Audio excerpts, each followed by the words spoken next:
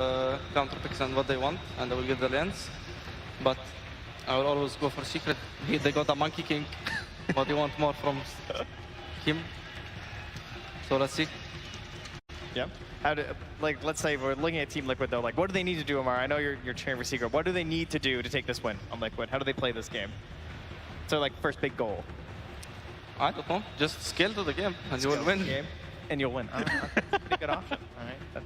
That's all the discussion that you really need here, I guess, huh? And for Taiga, what do Liquid need to do to be able to claim this victory here? What's the recipe for success for them? If they can get stable lanes, because they are heavily counter-picking lanes right now, like Tiny into Quap might be pretty rough for Tiny, and Monkey into Brood, Monkey is gonna win. So if Mickey can snowball this game and get 10 kills in like 20 minutes. Do that as we get ready to head on into this game number 2. As, again, one of those moments where it's all on the line. We'll see if they can make it happen. Going over to Sir Action Slacks right now as we get into this interview. Thank you so much, everybody. I am here with Heat from Team Secret! Woo! Heen, my friend, quite an intense game last time. You guys survived that very aggressive laning stage coming out from Liquid, and it looks like they have just as an aggressive lane this time. However, you guys have a Monkey King. That's not traditionally, somebody that can survive getting run over. Are you confident in that pick? I don't know what you're talking about, and why would Monkey King get ran over? Well, you tell me. What is Monkey King good at? Hey, in my games, he's always throwing in the lane. Broodmother just eats his ass like it's nothing. We have a player with more than 2,000 games played on Monkey King. I'm pretty confident. Okay, that is confident stuff right there, my friend. So I want to talk a little bit about the attitude of the team here. I mean, this is, where you guys got to last year, a lot of pressure. Are they feeling it, or do you think it's just full confidence? No, I think we're feeling much better. We recovered after our loss against Thundra last night. We talked out what some of the issues were that led to like bad in-game comms. So, I mean, game 1 went great. So we're hoping to close it out 2-0. You're always so calm on these, Heen. All right, can we do a real crazy one? Give me an immortal fate. Make some ludicrous claim here about this game, please. Anything at all. Call it out. Babe Ruth it. We're gonna get 2 rampages on 2 players. 2 rampages on 2 players. All right, fantastic. Oh my God! This will be one of the greatest games in TI history as we throw it over to our casters. Thank you so much, Slacked. Absolutely baited there, as usual, for the interview. Able to get the coach to say some crazy things. Now, we might not have rampages here. We'll see if it ends up happening or not. But the one thing we definitely are going to have is some pretty nice comms. They started out this game with a little bit of love between the 2 teams while we were doing that interview, Trent. And now already into the laning stage. Oh, I've seen some of Zayed's comms, to the enemy team when he stands up and screams. So, I think maybe we'll get him one of those rampages that he's talking about. That'd be pretty impressive on Nick's Assassin. It might not be you, but what is it? That'd be pretty crazy. Nisha going to take some damage there from Matumba Man. But yeah, the start of this game, I believe I saw Resolution tip Insania and said Analyst Gaming, let's go. Yes. XD, because of course both of those players were analysts in the Grand Finals last year at TI, and now here they are playing for a spot in the Grand Finals. I believe they actually played in the All-Star match last year on Grand Finals Day as well. Yeah. So this is a significant upgrade. It's true, absolutely. We'll see if it ends up happening again, but of course, these players are incredibly accomplished and have a lot of history together as well, but are going to be facing off now. Insania playing on the Jakiro. We're talking to the panel, and they were saying that they felt that this was a hero that gives a lot of the team fight, gives you some pushing potential. It looks like a fast draft from Liquid in some ways. I feel like he just didn't want to play Lich again. It's a very similar idea and concept. No, it's a little bit tankier, right? Just naturally with a higher strength, so you can maybe survive something like a boundless strike initiation, or at least require a little bit more of those enemy resources before your allies can try and get something else done in the engagement. Definitely going to have some issues versus the Nyx Assassin, though. Obviously, you have a lot of AoE abilities he can punish you on. As Mickey loses a triple Mango Courier, the fruit stand chopped down. That one hurts. In the same motion, you see Boxy getting a nice little pushback there on the Puppy, hid behind a tree, and then started beating him up a little bit. Oh, Matsu, though, getting that big damage made on Anisha. Has a Fairy Fire still remaining, but certainly getting low here. And I know when we first saw this like sort of revitalization of Sniper that was happening in this tournament, I think the first game of it that we saw was Matumba Man playing on the Sniper and just going absolute ham. You could see there as well the rotation in towards mid, Boxy securing the water room. They did do the swap up, so it's Matu playing mid, and of course Mickey up there top on that Tiny. Yeah, they had that second pick in the draft this time, so they're able to respond to the lanes much more accurately, as secrets were pretty well set. Not a whole lot of flexibility you're going to see at that point once they picked up that Queen of Pain. They were just looking for that Hero's going to be very comfortable in the mid lane, and likely going to have a good time, as she does snag that range creep deny. Yeah, so far so good. 14-4 versus 12-2, and Quap a little bit lower on that CS chart lead. But you can see that already off to a better start, Liquid, than they had in that game number 1. As Mickey is going to get that wave pulled back through into a little bit of better contention for himself. It's a 100% win rate. I mean, they win a lot of games, so it's not that surprising, but 7 games. Ooh, Zayak getting a lot of damage there from Mickey. Can't get in for a kill, but still keeping that pressure on. As the Sal, I mean, you have that great HP regen. You're also an Agi hero, so you tend to have a little bit more armor too. It's a great feeling hero. It's very similar to like Ogre, honestly, when you play in the lane, right? You kind of want to use your HP as a tool when you're bullying these heroes. You want to absorb a lot of spells as the Nyx Assassin and let them think that they can kill you like they are up top. Let them think, though. Don't actually die. Well, that's going to be it. Mickey moves on in and cleans up. The power of the dual breath there combined with just a little avalanche toss combo from Mickey. Instructions were unclear. Okay. Oh, and again, I think that's partly that, you know, early movement over, getting some mangoes on him. It's a nice little injection of the mana regen. Yeah. Oh, the crowd, they like that one. They want to see Liquid get a couple more. They want a game 3 here. SLS getting some more punches out. Zai trying to chase him down. Doesn't have that boundless strike, but you can see after that first blood, hungry for a bit more on Liquid.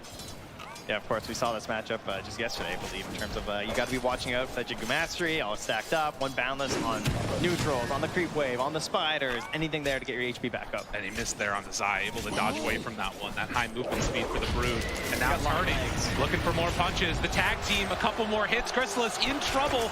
Can't quite get in range, but they do bring him down.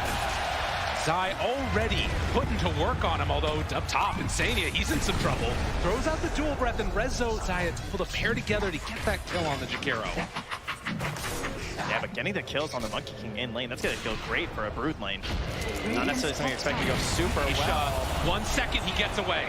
That blink coming right off cooldown there as Boxy gets a little bit of separation, won't get hit by any daggers. And Matumba Man also very low. Will have some regen coming out to himself, but not a ton, actually. He's going to have to just tango up and maybe even head back home. Yeah, that wave. I mean, good timing there from Boxy. They don't get the kill, but the wave's coming under the tower, so he doesn't tank too much. And once again, he's going to get himself some earlier HP, or rather XP here, as they have to run on home on the Sniper. You can see the Ring of Health already done for Rezo means the chance for a kill on him, pretty low percentage. Of course, can go on to Zayas if the mood strikes at the moment comes around. They need some other type of rotation to make it work, otherwise to kill this Rezo Primal Beast. Mickey on the position 1 Tiny, though. Still, just because he's flying up here, though, doesn't necessarily mean he's going to change his normal game plan all that much. He throws some harass on the Rezo. Obviously, there's still some pressure on him to be making those rotations across the map. It sort of depends on the game that you get out of your Brood, right? Because we've seen this several times from Liquid where they pick up this Brood very early. They're willing to get counterpicked. Like, they know that certain picks are coming. They have to protect it a lot during the drafting phase, just like that Enigma. But it's all the space and the time that the hero's going to buy for you. It's a nice guy there for puppies. I mean, that's one of those that could suddenly be the death of Nisha if they're not careful. But Resolution stuck around. Down in the top lane, the tree toss. Mickey cleaned him up. Mid lane as well. And Boxy, he tested for a ward when they did that initial gank. Oh, there we go. Jumps in Sonic Wave, Matumba Man turns, looks to fight, a couple more punches. Nisha also goes down. They get 1 kill first. Now Zayat's going to be chased through the river, but with no more mana, they can't clean up that Nyx Assassin. This is all stemming just from ward battles, right? Because like Foxy was like running on the high ground, checking the tower when they were both dead, when both the mids weren't there. Saw there was no ward, but when Queen came back, she instantly warded. They spotted it. They go for the sentry. That gets them on the high ground on the Radiant side, and everyone just collapses mid for the fight. But, you know, as much as that kill is huge for that Quap, definitely needed. Now about even on the net worth with that Sniper, and of course, going much further ahead in terms of the XP. Look at what Matsu's up to, though. Sneaky little Sniper here. Interesting rotation. Shrapnel ready. Will he be able to find him though? As Chrysalis hiding off in those trees, it's not an easy kill to get. It's just waiting down, seeing if there's going to be any TP rotations as Zayat Puppy chasing Insania up Radiant's the river bottom and tower is under get out of attack. there, it looks like. Yeah, he's gonna survive. Foxy's getting XP mid, and they're just gonna take this early tower. So you counterpick this, right? You have this Monkey King, and he's not really pressuring the Brood. Look at this, she's ahead in terms of the net worth. Zai's feeling great, heading to the small camp. They're hitting this tower, and so they're gonna try and counter pressure on top. Nikkei not aware this is coming. Standing still for a moment, Avalanche to interrupt before the ring gets out. Any TP rotations, not seeing him.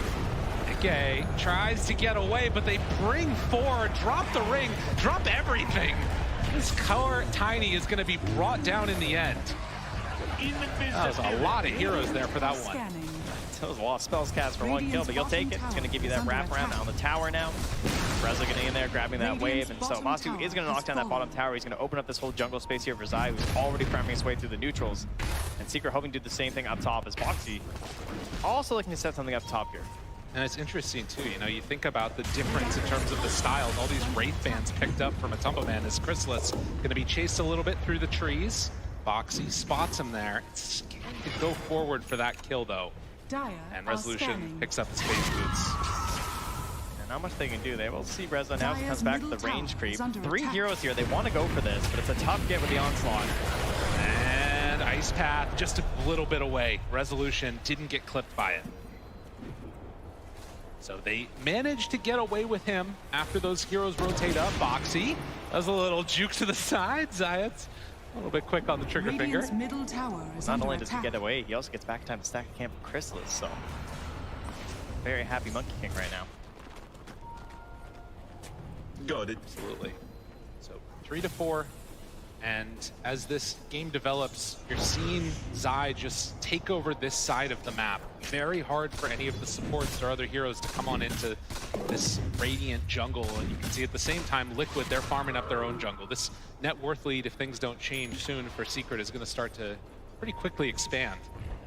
Yeah, that is the one thing they need right now, is to give that space to Chrysalis, right? He's the lowest of the cores, so like they're getting these stacks for him. They're giving him this safer spot up top, but Liquid are not letting up the pressure, keeping a lot of heroes up here and allowing the Broodmother to control that bottom half map by herself. She's trying to not get caught right now. That's a low-level Nyx, though. The courier heads right on in. But Zai will still survive through that gank. Resolution in the area, but they can't connect, can't find him. And look what they're doing now in the Radiant Triangle. They spot that big stack that was sitting here. That's huge. Yeah, that was all built up. This was supposed to be how Chrysalis gets back into the game, and it's just not going to happen. Rezo even kind of left that there for him too, right? Like he could like trample that down, but he doesn't really have the build necessarily to go for that at the moment anyway, I suppose, like Chrysalis, right? So perhaps it would have been better if someone else just grabbed it. Liquid very happy to see a triple stack though. Claim that one. And the status quo continues, which again, Secret gonna need to make something happen to disrupt this at some point, but with the Spike Carapace onto the Shrapnel, maybe shades of things to come later on in this game, but Matumba Man was able to just push out that creep wave, and Liquid still having all 3 of those cores on top of the net worth pretty much. So next couple of minutes here, they are rotating top. Rezo just charged all of the spiders. He just munched the ball up right now. Very late pick in the draft, again, for the Primal Beast, right? Especially versus that Brood, but there's so many heroes now that can deal with this giant like well of spiders, right? They're banning out these Pangos, these Punkas, they still grab a Monkey King and a Primal Beast, so Zai just kind of has to live with the fact that your spiders aren't going to last that long. Just keep spamming them out for the vision right now. Letting them know if there's anyone dangerous in the area. Now, punching Puppy a little bit here. Now you can see, as Amar was talking about though, having that first spell versus the spiders. Kills the little ones right there. A bit of gold influx for position 5 never hurts. Very good. Keeping the pressure off of him from getting just completely bullied too. As Zai still living in this lane perfectly fine. Trying to get in towards his hood. And some more of those team fight items later on. While Secret content to just take half of this jungle, trying to get into that Witchblade for Queen of Pain. And again, the sort of question I have is, at what point does this break down? Is it just around ulti timings? Yeah, that is the real question, right? Like, who wants to make the first move? Bottling the regen. Boxy getting chased. A couple more punches. They have denied available, but can't get it. Instead, it's going to be Boxy going down in exchange for Zayat. So just a couple of heroes traded off. Zai caught for a moment with the pulverize, but he does manage to escape from there. Arcane Curse onto the Brood, backs away. Yeah, Crystal's also rotating over for this. I mean, not that it's that much of a punish on a Monkey King, huh? He's like already back up top after TPing there, so Crystal's well aware of how to abuse this hero, and I like the fact that... Oh, jumped in. That blink was mighty aggressive, sir. Nisha smelled some blood in the water. It was his own, though. Brought down quick. That looked like your silencer was maybe level 6 or something there. You know, you're hoping for a save. Not the case quite yet. 13 minutes, and he just gets it now on Poppy. Dire's top tower is under attack. That's another thing to always watch for these position 5 silencers, right? Is like trying to get that early buyback. Yeah. Because like you never know, right? Die first in the fight, obviously, if you just get the buyback and the ulti can turn everything when they're trying to target you. Is under attack. How much can they get out of this now? Mickey, he shows up. Blink, Tumbler's Toy, went for a spell. Puppy down low, gonna get Walrus punched to death. The buyback though, and the global. Need to get out with the rest of them. They will bring down one. Mickey to fall, but Tumbleman also goes down. Nisha was right on top of him, trying to finish him off. A couple more hits, and it is gonna be enough. But still, a big win after dive. After dive, it goes out. See, this is why you play 5 silencer. Yeah. Because they dive and they kill you, and it's okay. It's all right, guys. I'll just buy back global. It's fine. Ends up net positive for him as well, as you can see on the recap. Earned himself a solid 79 gold for throwing away his life. What a gamer. Big plays. And you can see there, once everybody from Secret shows up, they immediately are able to find the Tumbleman on that backline with Nisha. Cleans him up. Yeah, no way to escape as well, right? Rezo just gets the claws on you, you're just dead. Mid lane as well, back in the game though. Puppy, well, you know, there's one downside to that whole, you know, buyback thing. It's dying again right after. Not so great. He's gone for a while. Boxy will separate from Chrysalis there. Liquid still looking good on all of their cores, but has been a pretty big setback after losing that fight there mid. Big injection of the gold, but Mickey, with his Blink Dagger done, we'll see if he wants to keep making moves around the map, queuing up that Aghanim Scepter next.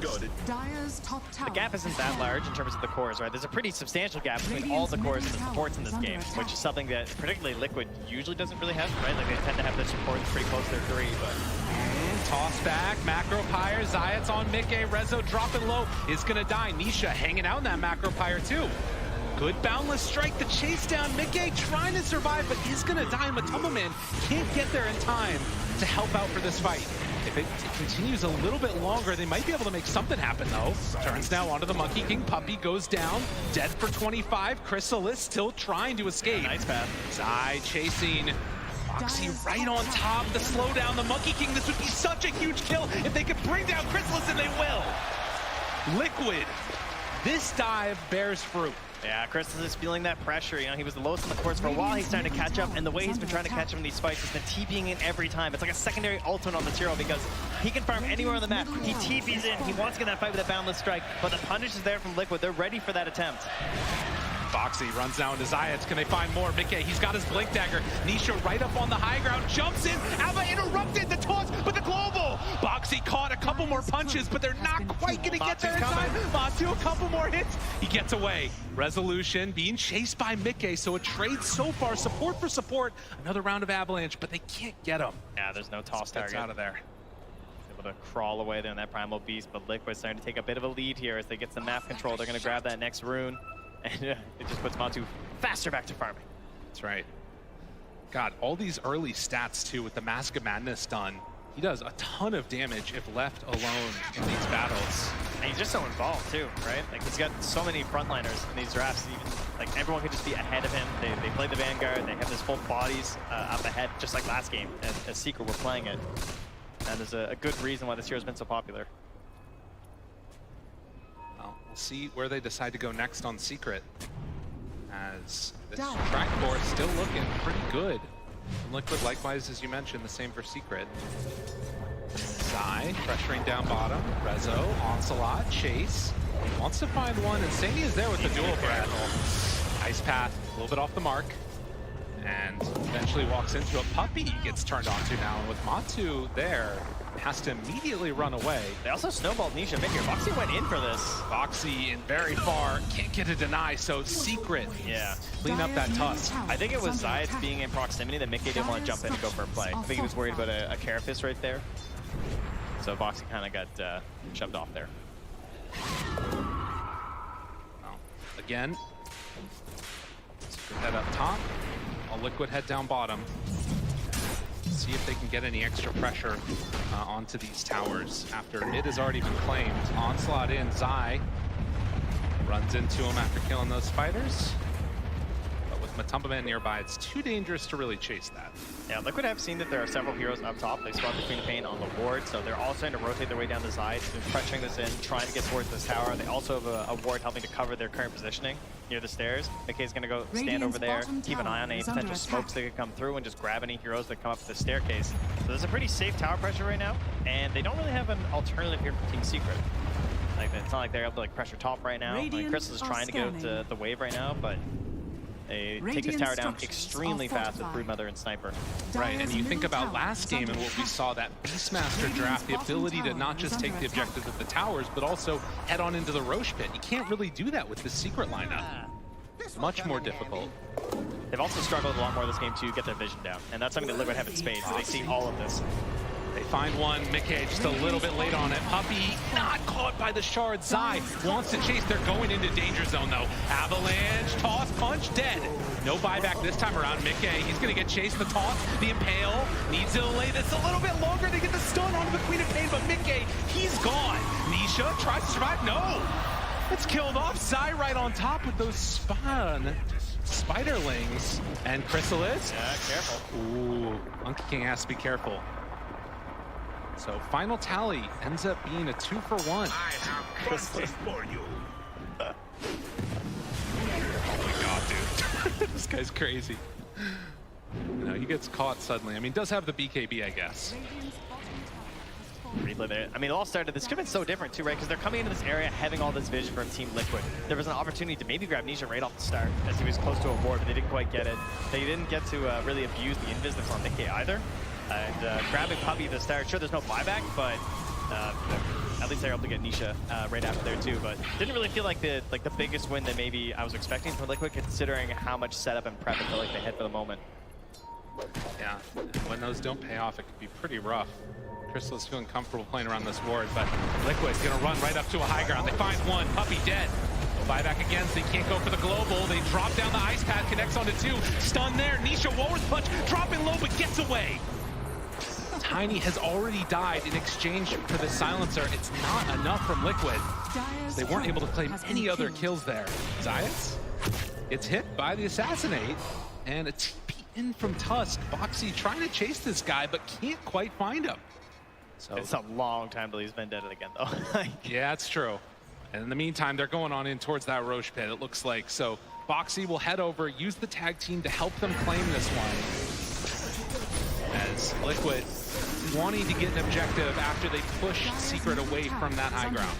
They're doing a great job of targeting Puppy instantly in the fight. You have to give them a lot of credit for that, but it is very costly. You said last time, right? Like, they're losing chorus for it every time, but they are getting the map control, and now they're getting that victory off the map by going in here for the Roche, grab that Aegis, and they're gonna put that randomly on too. So just in case they get to that backline, obviously they have the Queen of Pain, they have this Monkey King with the BKB. There is a concern that he's gonna get back there in an unstoppable way. So protecting Matu for a potential second life in these fights.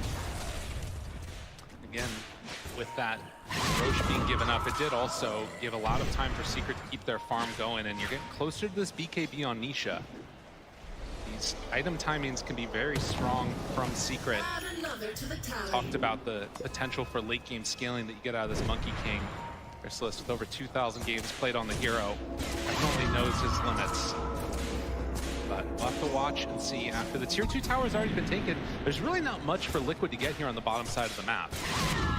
Just grabbing that farm, trying to stack Matu up just a little bit higher. Obviously, we heard our panelists there, ATF and Taga, talking about this idea of like the semi-cores, right? Like the Monkey King, the Queen of Pain, the Primal Beast, they're all very capable of fighting at this point in the game. but they're also fairly capable in terms of like, their scaling and the options they have. Obviously, the Monk King being one of the best hard carries going late, so Liquid are much more all in on the sniper. That was not the global he was hoping it was going to be, as he drops immediately. And global down with Aegis in hand. This is Liquid's time to party. Feels like he's been working on this this first item forever. Like had the Ghost Scepter queued up almost immediately in this game, but just keeps going down and wants to hold that potential goal for the buyback as well, I'm sure. As a movement up, Nisha found Ice Path there. Nisha going to die. Mickey finds that target. That ward. That was huge. And doing so much work for them. Obviously, Secret feeling kind of safe in the area because he has his own wards nearby. Relying on these again from Team Secret, sort of cutting off that part of the map, giving that vision across a line there to try and give Nisha the capabilities to go up there and farm. But punished, dying there again on the Queen of Pain, a hero that really struggles when you've died 5 times in a game. And you can see now that this pressure that's being mounted, Matumba Man is still standing up front and center with not that many heroes behind him. The rest of the team spread out across the map, but they're going to continue this movement and not willing to back out. They want to push this advantage as much as possible right now. Boxy's still not at that Blink Dagger, but you can see Liquid. It's a small lead, but it might start growing over these next couple minutes unless Secret do something different. They just ice sharded Insane to the high ground there. That's pretty cool. And then forced it back down after there to check for some wards. So the positioning's been great from Liquid as well. They are ensuring that this Tusk and this Jakiro are in between where they assume the heroes of Team Secret are and Matsu, right? Like, you don't tend to think of these range supports necessarily as playing that, but that's one of the benefits of being a Jakiro. Also having that Force Staff. There's the Force Staff there on Matsu. We're stacking up Force Staffs once again because they just get more and more powerful for everyone that you have. And they've still been working on Boxy's Blink for a very long time, though. That is one unusual part, I guess, in terms of this being a Liquid game, right? Like that, Boxy being the lowest on the net worth is not usually something you can see, right? Well, only 2,000 gold separating these two teams. Boxy hunting there. Can't connect with Resolution, it looks like, as he will onslaught away. While in the meantime, Useless has finished off the Deso, so more into this like just big, huge burst of damage that's coming from this lineup, it looks like. As Zai's going to send those spiders all across the map. Yeah, I will say, you know, as a parent here, I think Zai's, you know, children probably not the biggest fans. I feel like a lot of them have been dying, just being tossed asunder across the map. But how about the fact that Zai hasn't died yet? That's been crazy. In a first phase Broodmother versus Queen of Pain, Monkey King, and a Primal Beast. And they were hunting him for so long. Insania, he is going to go down, though. He's died a couple times. Yeah, that's a classic.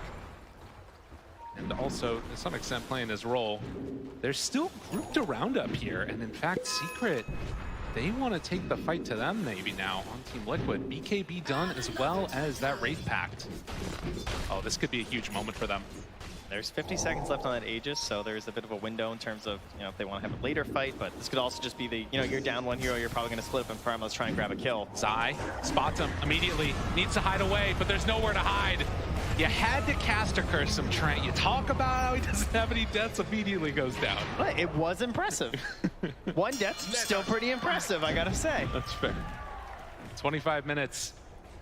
And with this Aegis expiring, looks like we're gonna have to look to that next round before they go for another big fight. This next Roche is gonna be huge. Yeah, that's a great feeling for Secret. I mean, you gave up that Aegis, but you're the ones who are getting out on the map. You're grabbing a couple of kills, getting your cores out a little bit further. It was a lot of smoking up together and running around, so it's not going to have the biggest impact on the overall net worth, but at least it's keeping you a little bit closer in this game than just like sitting back and hiding in the fog, right? If there's anything they need to do right now, it's definitely vision. You look out on this map right now, they cannot see a damn thing as Team Secret, and this is something that you're trying to get that vision from Zai. It's much more reliant on the Nyx Assassin in this game because they don't have the Beastmaster to try and help prop up that vision game. Likewise for Liquid, needing to get some vision down themselves. It's mainly been by virtue of those spiders that have been tossed out. But man, Daedalus done next. Matumba Man not concerned about a BKB. He's like, I have one job. If I'm not punching people, we're losing this game. It's a good strat. But of course, a couple of these different heroes that have avenues to get on top of them, whether it's that Blink from the Queen of Pain, the Nyx Assassin, Monkey King jumping on him from out of the trees, they have to do a great job of protecting this sniper with the rest of the Liquid lineup. They were so close to just spawning a invisible Nyx Assassin running through there. Just came through with the Ob Sentry combo now there. But I saw some circles on the map there from Rezo. Seems to have a great idea of where Liquid are playing. Heading down bottom, Insania's there. They've got the jump right at the start. Find themselves two, but the spike carapace. Will it be enough global to interrupt? And they get the control onto this Tusk. Can they find any more? Zai, he can only look on. Mickey has to run away. Crystal is still right on top. The BKB wearing off soon. Insania's there. He can't stop him.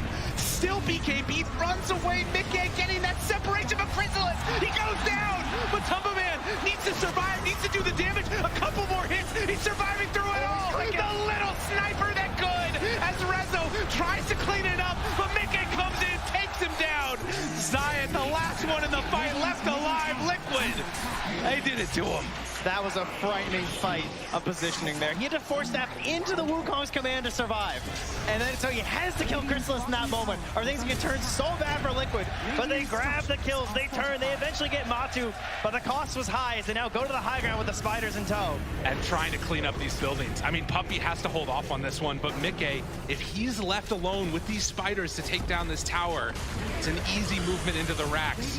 Obviously, you have the sniper left alive. This building is gone, but Mickey, I mean, he's in a little bit of trouble there. Tries to TP out.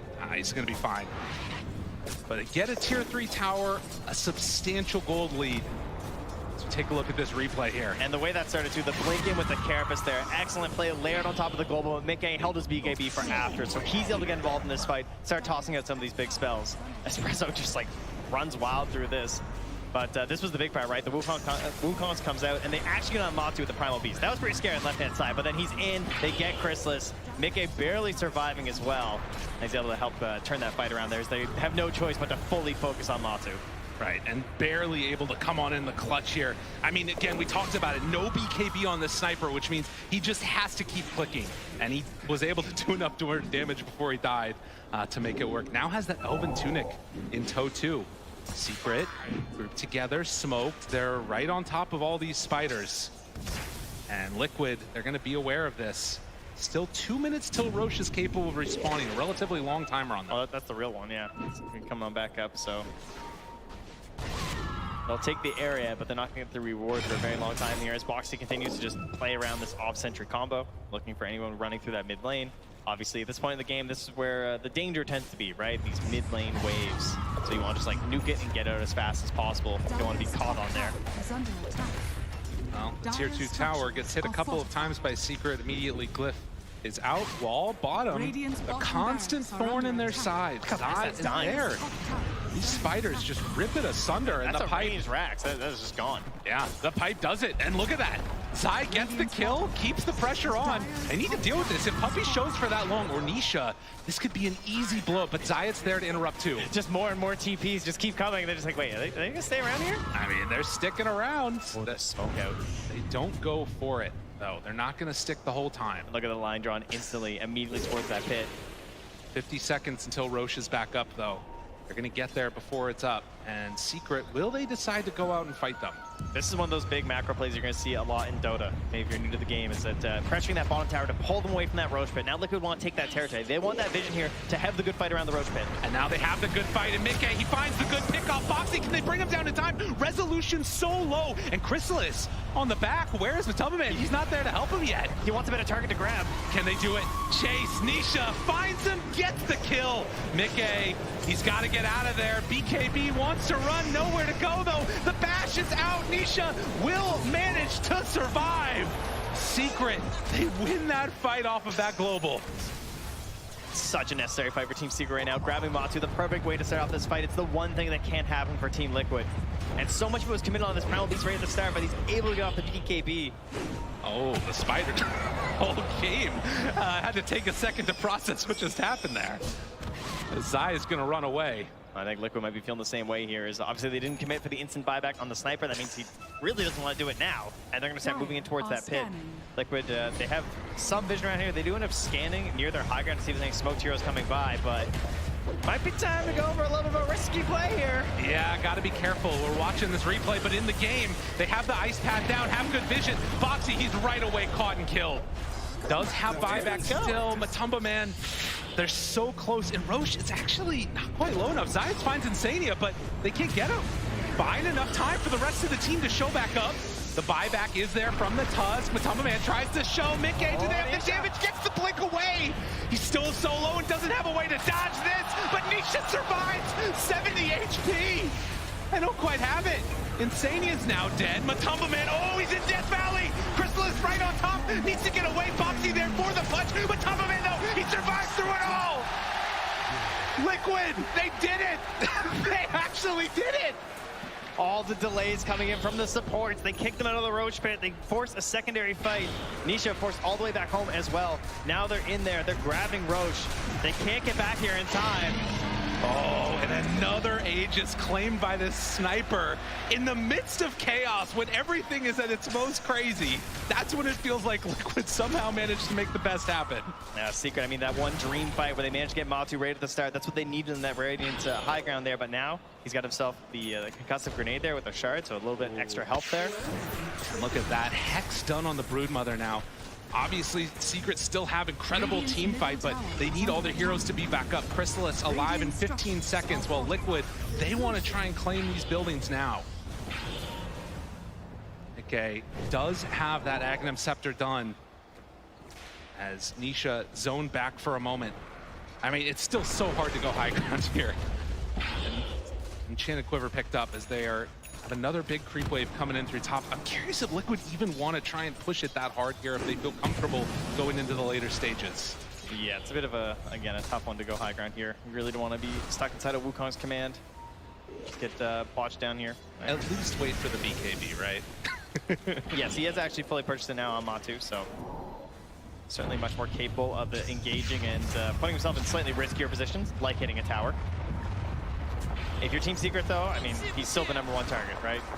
Obviously, with the Aegis, there are some questions to that. Maybe you can try and just disable him and try and pick off someone else like Mickey, but he's got that BKB, and Poppy, there's so much pressure on him as the silencer. Like, when do you actually pop the salty, right? Yeah. And try and go for an offensive play. Jumps in. They find it. Chrysalis immediately there with the BKB. Gets the Force Staff away. Gets Matu out, but the Pulverize is there. So round one. Oh, actually, Matumba Man, he doesn't even go down. They keep him alive. He does finally fall to the Sonic Wave, but they needed that for that second life. He never popped the BKB, though. He did hold it that whole time. Get the concussive grenade, drew it out a little bit further, and losing Chrysalis is huge.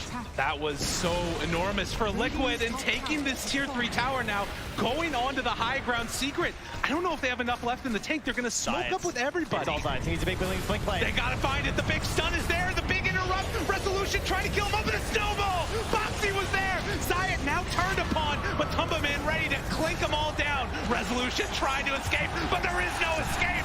Matu is here. Matu is strong. Oh, Nisha trying to hold him back with a halberd. He was just there, stuck clinking away, helpless in his BKB, but it didn't matter. They didn't get enough done during that halberd. And now they've taken the high ground here, moving towards that mid lane. Liquid looking to force a game 3 here in Singapore.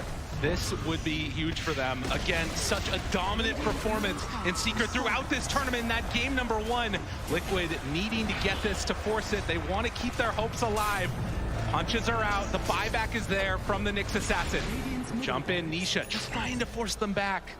And without those BKBs, they needed a second at least to reset. Liquid still no Aegis in hand and 40 seconds on the BKB for Sniper. All the buildings have been crumbling, though. It's just now 2 melee barracks remaining. Oh, sorry, 1 melee, 1 ranged even. Worst case scenario here. Team Secret. He's not gonna have that constant spider's pressure. You know what's interesting, though, is that in so many of these games, we've seen some of these teams that have fallen behind really early in multiple racks, and it still comes down to needing to win a team fight. If Secret can keep winning those, it could be their recipe for success. But right now, at least Liquid in a firm control of this game. Yes, many of the players on this Liquid roster are, you know, no strangers to mega creep games. They know it does not necessarily mean the end. We'll have to wait if it does indeed happen this time. Another minute or so until the next round of those neutrals are coming up. And looking at it, I think actually they don't even have all of their neutrals yet. on Team Secret. They haven't been able to get out for the tier 4s or even the tier 3s. Yeah, when they do get it on the map right now, it's mostly been just to battle. It's to fight, right? And then like the second the fight ends, it feels like they just need to run to whatever the prize was after, be it Roche or to a tier 2 to defend there. There's not a lot of time for them to get on the map and actually farm up these neutrals. Well, BKB's back off cooldown, and for Secret, that means they got to be careful. Scanning. A lot of spiders ready to run at that range racks while Liquid is down bottom. And TP coming in. Zai sends the spiders with the pipe. Gotta watch the halberd from Nisha. Gotta watch the blink stuns from Zayats. Those are like they can't even deal with the spiders. The spiders just take out. Oh, barely. Rezo has to charge through the killer spiders. Taking the bottom one too. He's splitting them up, splitting the defense. It's so hard. How do you even find it? And there it is. The blink in. The BKB, but do they have enough to get out? Chrysalis, a good stun. Drops down the ring. They have the damage. Can he survive through the right clicks coming from a Tumbleman? No, that sniper, he's just too strong. They take down that melee racks. Liquid wanting to get mega creeps. Oh, the finish spiders. this one off. And they're going to do it in style. Megas for Liquid. And Secret, it is a huge hill to climb to try and come back into this. I mean, they have some of the heroes, though. I do. Oh, they got the Monkey King. Got themselves a Queen of Pain. Some big pure damage swings. Certainly heroes that are known for being able to itemize in many different ways as well for certain situations. But it's an 18K lead. You know, don't get it twisted. Liquid are in a very good spot right now. See now if they will find anybody on these wards here, hoping to catch somebody from Liquid slipping, but everybody out of vision, waiting for those BKBs to come back up again, farming up that next section of the neutrals. And just the power of this draft that Liquid has been able to assemble. Look incredibly good in this game number 2. Trying to force it to the game 3. And I think right now, too, the other thing that you got to be watching for is like any of these little illusion play moments, they have to go for this. They don't know that it's an illusion, obviously, now they do, but if there's any chance for anybody to be caught off guard, it's a quick jump. Feels like Zayas just has so much pressure on him as well. I think the best initiation they've got right now. Oh my God, They got Machu in. the whole teammate, but can they get him? Red zone, no friends nearby. He too is going to get brought down. All it takes is a couple of seconds, and with 3 dead, surely this will be the time for Liquid to close out this game. They're looking to come in here. Chrysalis grabbing the wave in the mid, but of course there's creeps coming through the bottom as well. They've got it all. They have a glyph, but Secret not even in the base to defend it. Is Liquid trying to close this one out here. The buybacks are out. Resolution into this game, but Liquid, will they be concerned? Still a minute until Roche is even capable of respawning. They don't want to deal with that mess. They want to end this now. Global out, BKB disarm, runaway, Boxy there, snowball through onto both. Nisha gone. Oh, he's armed. Liquid, they're cleaning up. They're taking him down. They're going to game 3. Matu's not done yet. Oh, the Let's Go Liquid cheers have been very loud from this crowd as they've made their way through this lower bracket. And now one more time, they're going to a game 3. They're not done yet. Team Secret, now it's their turn to try and figure things out here and see what they want for game 3. What this Team Liquid has turned a lot of fans here, I think. We've got more than a few as we are looking again at how this is broken down. So much decided in the draft, so much decided also in the game. And the crowd here giving a little bit of appreciation to the team that forced this one to a game 3. Just feels like a couple small plays here and there, right? One force step, one position, one stun of someone out of place is turning these big fights. And it feels like it's just constant fights in these games. It feels like we go from one team fight, the replay is going, the next team fight starts right after that. It's deciding so much in these matches. So coming into it, I don't know if we're going to see that classic game 3 slowdown pace or if we're just going to go full speed ahead. I'm just excited to see some more Dota. I'm going to be real. This is going to be awesome. We got 56 kills in that last game. We'll see how many more we got to come as we head on back to the panel.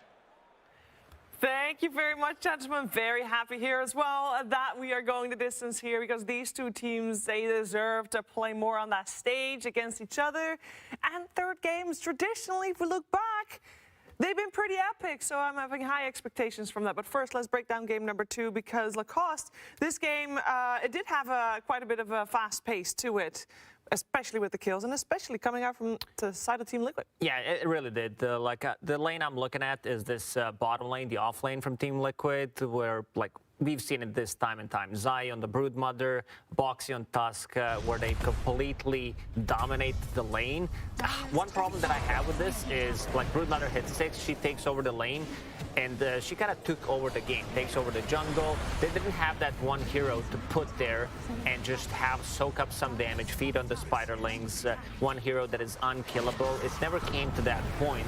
And I love the itemization on Zai, because, like, yeah, sure, you get that raid pack, you get pipe, but it was early pipe into raid pack where you mitigate so much damage from Team Secret. The early damage is mostly magical. Like Silencer and Nyx Assassin, their damage output at the early stages of the game is very limited, and if you add pipe on top of that, it's gonna feel very bad. Team Secret did try to, you know, maximize the Silencer, buying out one more time using the global silence, but it was a very difficult game from them considering the situation they were in. Yeah, I really enjoyed what Broodmother did in that game for sure. And I think Brood as a hero really exposes Silencer's weaknesses as a support if he's not countering a hero per se. It's not really a hero that gives you much by way of playing the map or the ability to rotate or anything like that.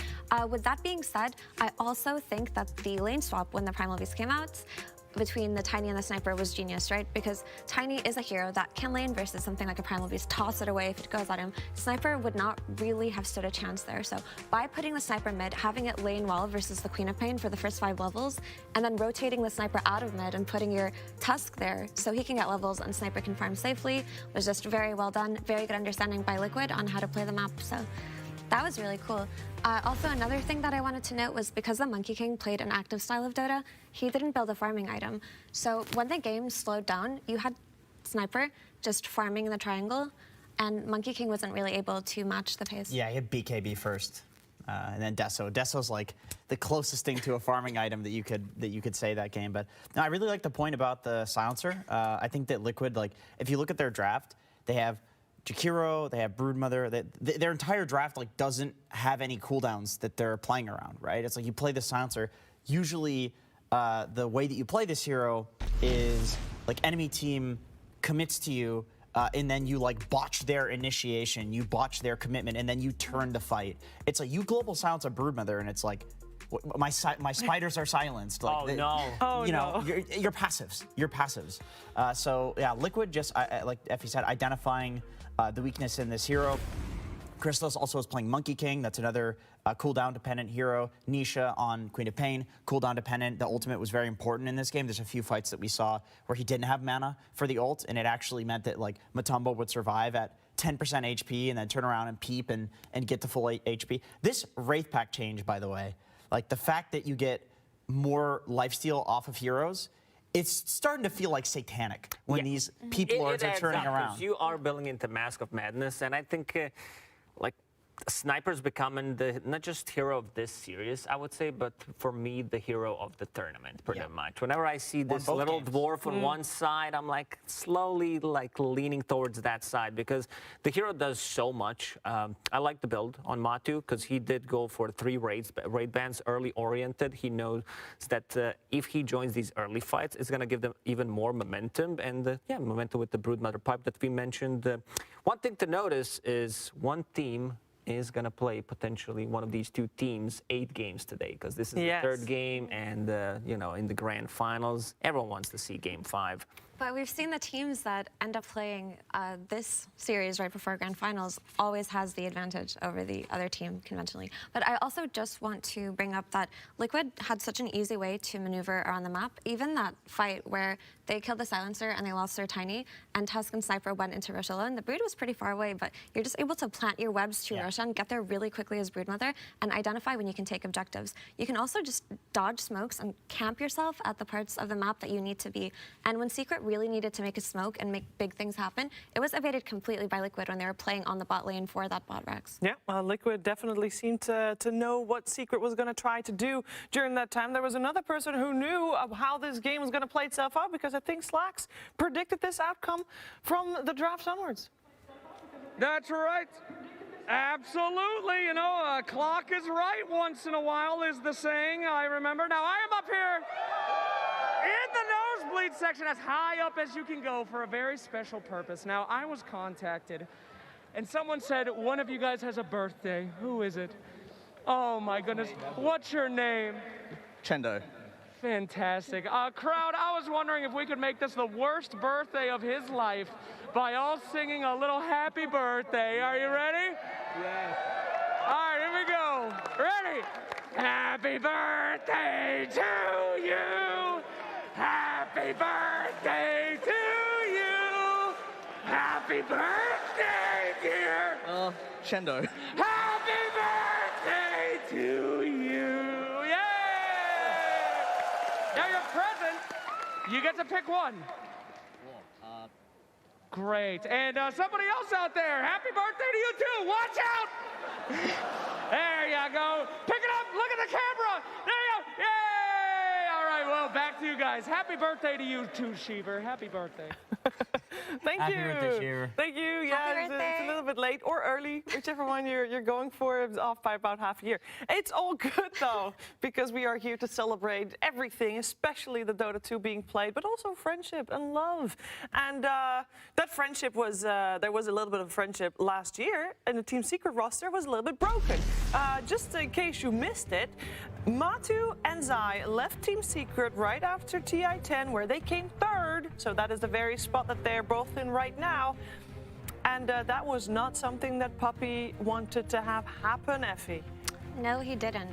When you look at that iteration of Secret from last TI, it had such an incredibly dominant phase throughout the online tournament era where they just felt like the best team in the world, right? And then when it came up to that TI, their results were great. Third place is not something to be scoffed at. That roster definitely had potential to go far, but just like in all things, your players get poached. Maybe they get scouted, Zai and things Matu change. are very brave. Saying no to Puppy, and you probably needed to say that into his face. They weren't in the same room. They There's probably no way. weren't in the same room. That was actually, it was all done over computer screens. And Puppy talked in that same over Skype. interview They about sent- how much easier it was because it was all digital. Now, it did lead to good results because in the end, they have two players that re-embody that friendship and love. It's Zayat and Rezo. I have a friend, which is Zayas. You know, we played together for like 2 years. It's amazing to, you know, be on the lane with a guy who you really enjoy talking to. So it was the middle of the season, and I was like, yeah, I'm ready to roll, you know. And who do I go with? I have one friend. I have a guy who I can talk to. So we happened to call and was like, yo, guys, yo, bro, what are you gonna do? I were really tryharding in pubs. I played every day around of 10 games, and also my win rate was very high. I back my rank 50, around of 50, yeah. And I were very in good form, I guess. So we were like, who we can join, and we were like, maybe some alliance. You know, they're like a bit shaky right here and there. Maybe some NA team, you know, it's always good to come to NA and like, you know, for the qualifiers and stuff. I've been there, I know how it works. Maybe I can do the same, you know. And the third idea was like, maybe Team Secret, but it's like, nah, dude, no way, like it's wet dreams, you know. Clement was like, what position are you playing anyways? And I'm like, dude, I'm playing offlane for 2 years now, like, come on. That's such a Clement thing to say, but anyways. We just wait a little bit, and after some time, he's like, yo, bro, I got invited to Secret. Yeah, at the moment when Clement called me, I was so surprised, because how to say, I didn't know that might happen, to be honest. And he's like, he's playing there, and then at one point he's like, yo, bro, what are you doing next week? I'm like, what am I doing? I'm playing, you know, chilling. He's like, you want to play a tournament in Riyadh? I was like, hell yeah, like, let's do it.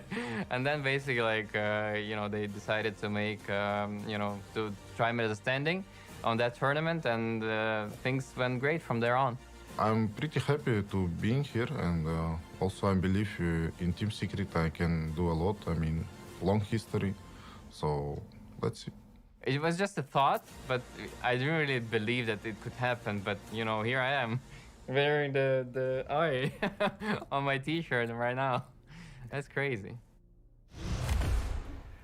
Life is crazy sometimes, for sure. It's actually incredibly wholesome how both of them are now on Team Secret, and they are on the final day, and they are doing pretty well. Both teams, though, one game away from taking that second spot in the grand finals against Tundra, and only one team can advance, which is a lot of pressure. That is a lot of pressure. You can feel it from all the way over here. We can feel the pressure that is on this one. I'll just give Dota 2, Effie. It should be fine, right? It'll be fine. What does it even mean at this point? Top 3 still top. Yeah. Nah, there's a lot of pressure in this game 3. Yeah, Obviously, both of these teams so badly want to make it to the grand finals. They are the LCQ teams.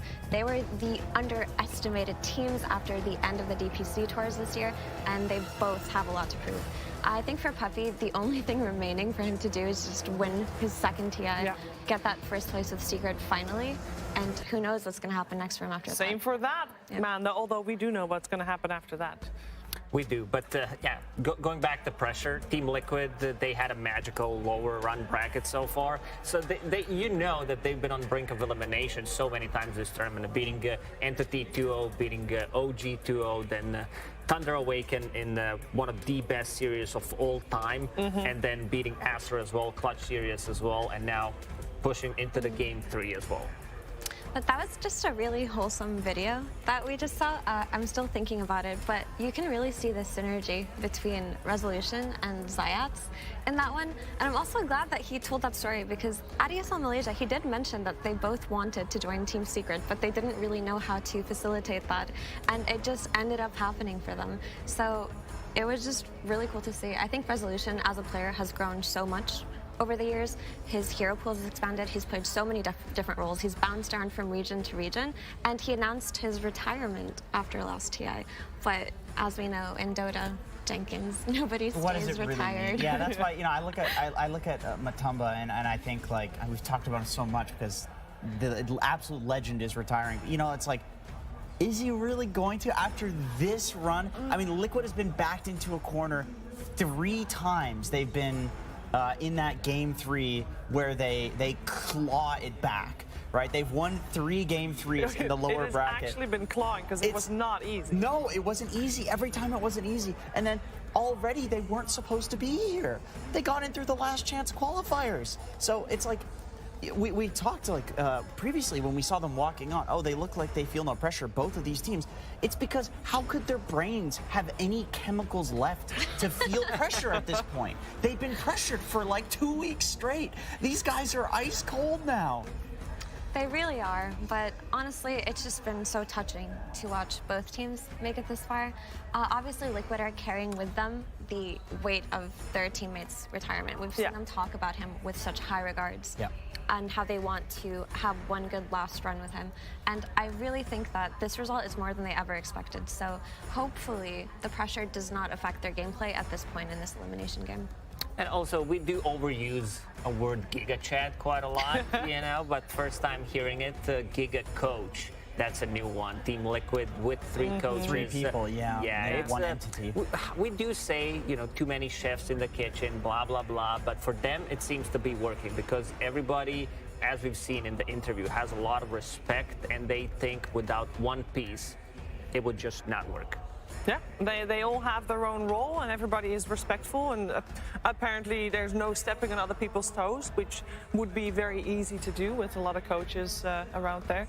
Speaking of coaches, of course, I want to reiterate that we've got Heen and AY in the tournament as coaches that have already won TIs. Blitz, this is his first TI in the booths, and I say that because he has obviously been at a lot of TIs as talent. We're going to find out how much impact the coaches will have had during the drafting of this third and deciding game.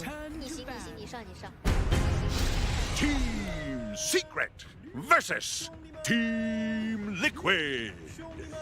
Game 3.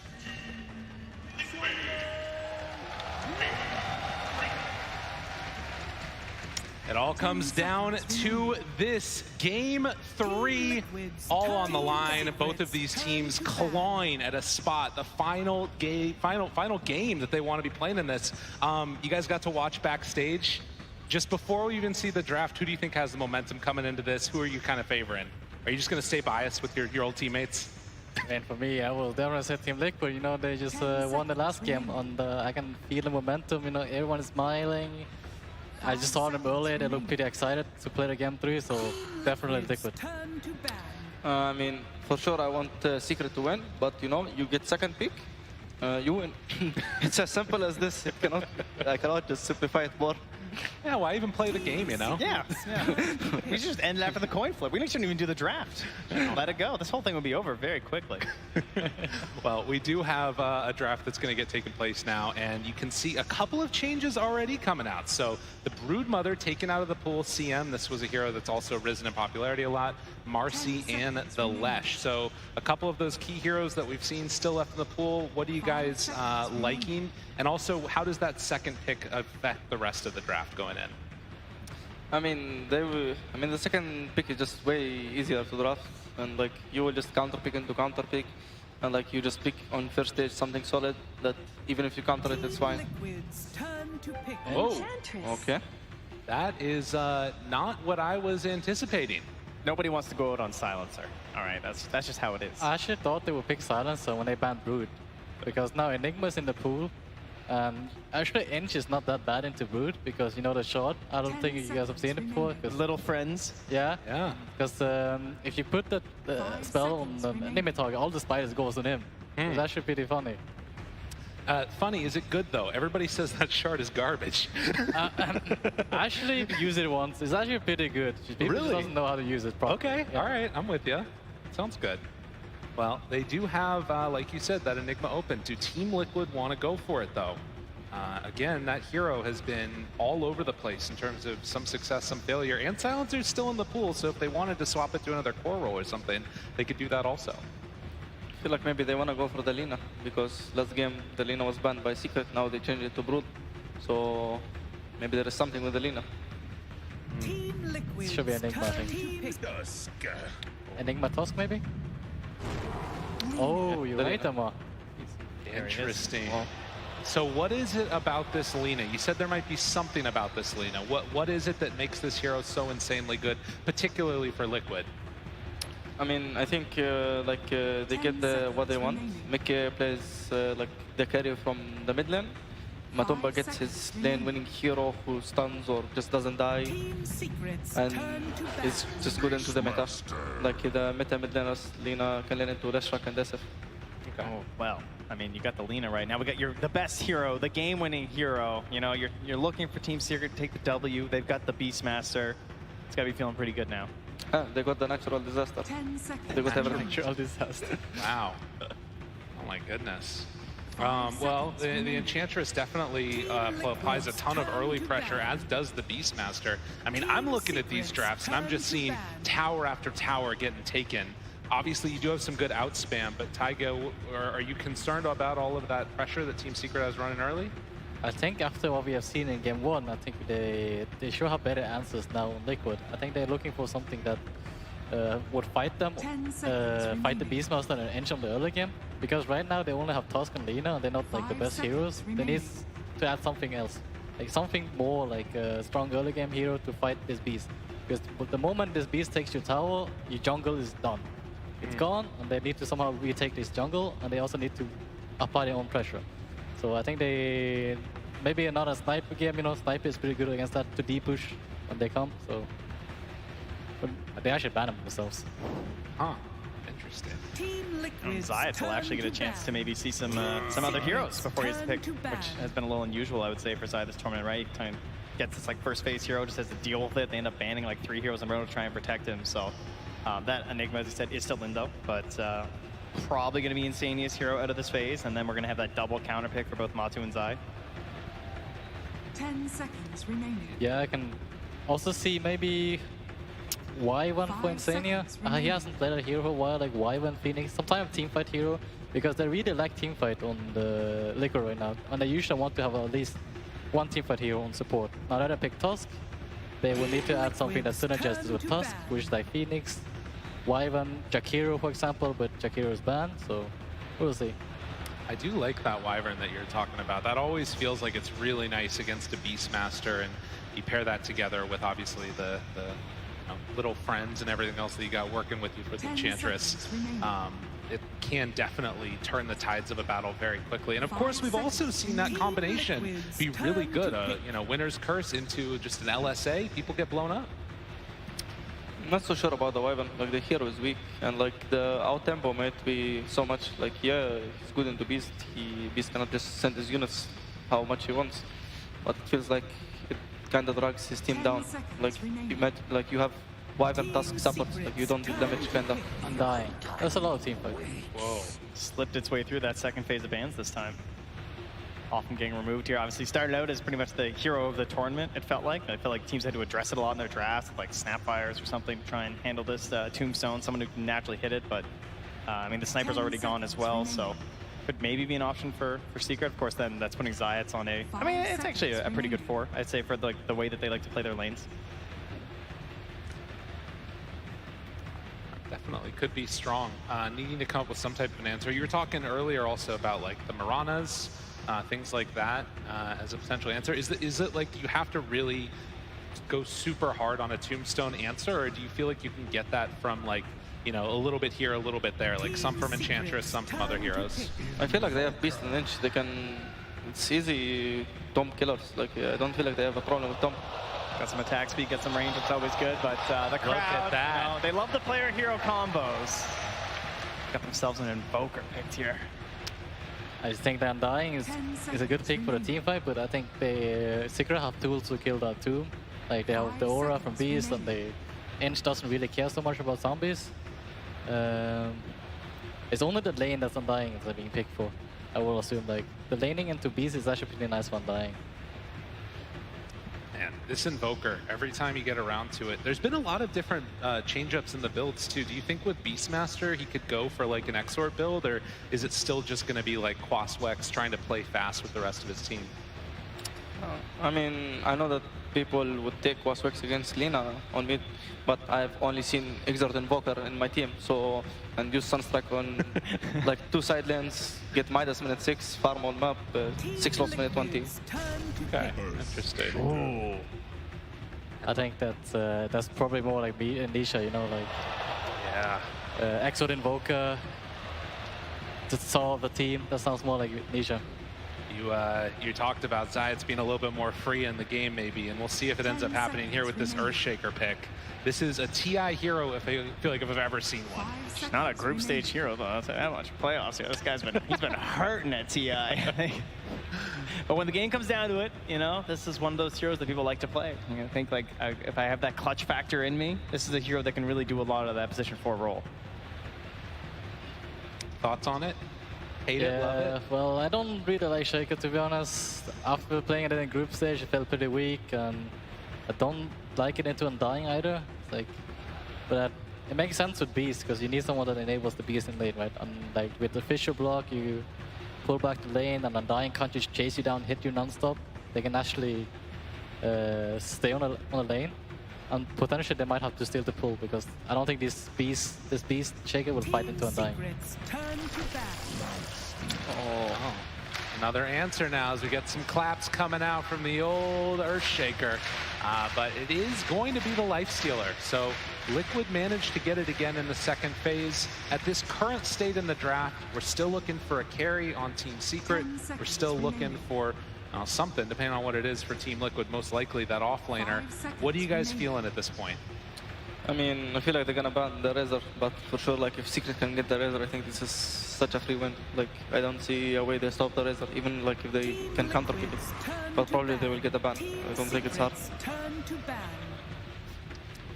Oh, I was gonna say Ursa, but it's banned. Felt like an amazing Ursa game if I was left through. Yeah. Is there any like archetype of a hero that they need? Something that like just what role do they need to fill? I mean, just a solid carry, like who can lane into anything. Like he doesn't really need to care about lane so much. He's laning into Tusk with Ench. Like he's gonna have a good lane. They banned the Enigma, so there is no like insane good hero laner. So like they're gonna have like a good lane, and if he can offer like something good for his team, like if he doesn't like track his tempo down to his team, and his team like with Beast and Ench, and they win their mid and help their offlaner, I think it's gonna be easy win for Secret because the Slicer are not gonna land into Beast at some point. Is this a Drow pick or Luna's? Potential CK too. I feel like they're banning dogs here. Yeah. Maybe they want some kind of Drow hero, you know, sit back. Cause Terrorblade, maybe. I mean, against Lina, that's scary too, though. yeah, because if you look at Liquid's draft right now, they only have like Snowball to reach the back line. Yeah. You're not gonna have Lean on Dying trying to catch a Drow or anything, right? So it's only Snowball plus Infest. I mean, that was the classic answer for a long time against the Lifestealer, those types of heroes. So yeah. could be something there. I still feel like the reserve value is too high. I don't see like a reason to stop it. Like also like reserve beast combination is very good. Drow. There you go for it. They banned it. This is like the perfect bans for Drow, I will say. Like Enigma, Dogs here, like usually great heroes against Drow in the lane. And right now, Liquid, they probably need to find a hero that actually catch this Drow on a team fight. Pango. Yeah, that's actually pretty good. Those two. Pango is really nice into Drow. Not usually making it this far in the draft. But his lane is gonna be so rough. It's gonna maybe not making like it. And there is Roar and Shaker Fisher, and there is even a There's Mars too. Of course, has his own issues versus Drow, but at least it's going in. I mean, the Mars looks good, like there is, but it's... Well, we're seeing some speeches out there as I think that they know what they're going to pick and just taking the time now to get ready, hand over heart. They're ready for what could be the last game in this tournament for either of these teams. For Liquid, it could be the last game of that man's career. He's liking what he's seeing. Are they kissing? Okay, I can't tell. It's just a handshake. They're feeling it. They're trying to get the crowd on their side. They're ready. He's doing it for you. And oh my goodness, they pick themselves a brewmaster of all heroes. Everybody's got to get in there. Let's go. I guess they're getting drunk tonight. One way or another. One way or another, people are going to zip it on stuff, but we'll see. All right, so we are not going to do a coach's interview here at the end, but I want to hear from both of you who you think is going to come away with this. Cut off the biases for a second. Who do you feel like has the better drafts at the very least? I honestly think Secret has a better draft. I feel like this Drow is going to have a free game, free lane. I'm not sure how they're going to catch it. They need to find a way to kill him. For me, I see this is the battle of Brewmaster versus Beastmaster. The three of me against the hero who contains the summons. All right, well, we'll have to see indeed which of those two teams are able to come away with the victory here. The lower bracket finals, game 3. One of these teams moving on. As we get ready to hop into this one, the coaches have left, the game underway. Gentlemen, thank you so much for joining us through this whole drafting days. I feel like I've learned so much. But now it's time for us to actually get in here as well. So thank here. you very much. Everyone, can we hear it for Tyga and Amar? Anyone? Yeah, a lovely draft panelist. Thank you. So we get ready to go into this one indeed, and we'll see who it is that's going to be able to come away with the victory here. Team Secret versus Team Liquid. My goodness gracious, Trent. I feel like I'm just on the edge of my seat here. I kind of have been feeling this the entire day that, I mean, you look at sort of the history of these two teams, both of them with former players that are playing with each other. We're going to do a quick little last speech here moment to Matu before they went up on stage, so we're going to get into that right now. All right, guys, one last time around the bend. Let's fucking get it, yeah? Truly, I really believe in this lineup from the moment that we all got together. I really love all of you guys. I know that you guys are all smiling and it's cringe, but I really do love you guys from the bottom of my heart. Nothing that happens in this game will change that. I'm always so proud of every single one of you. Thank you for letting me be a part of this journey. Sincerely, I wish you all the best. No matter what happens, let's have fun. Yeah? Let's have a smile. No matter what happens, we smile at the end of this, yeah? We enjoy ourselves. Good. I love you, brother. Truly, it's been a fucking honor one way or another. Wait, why don't we just pick Lone Druid?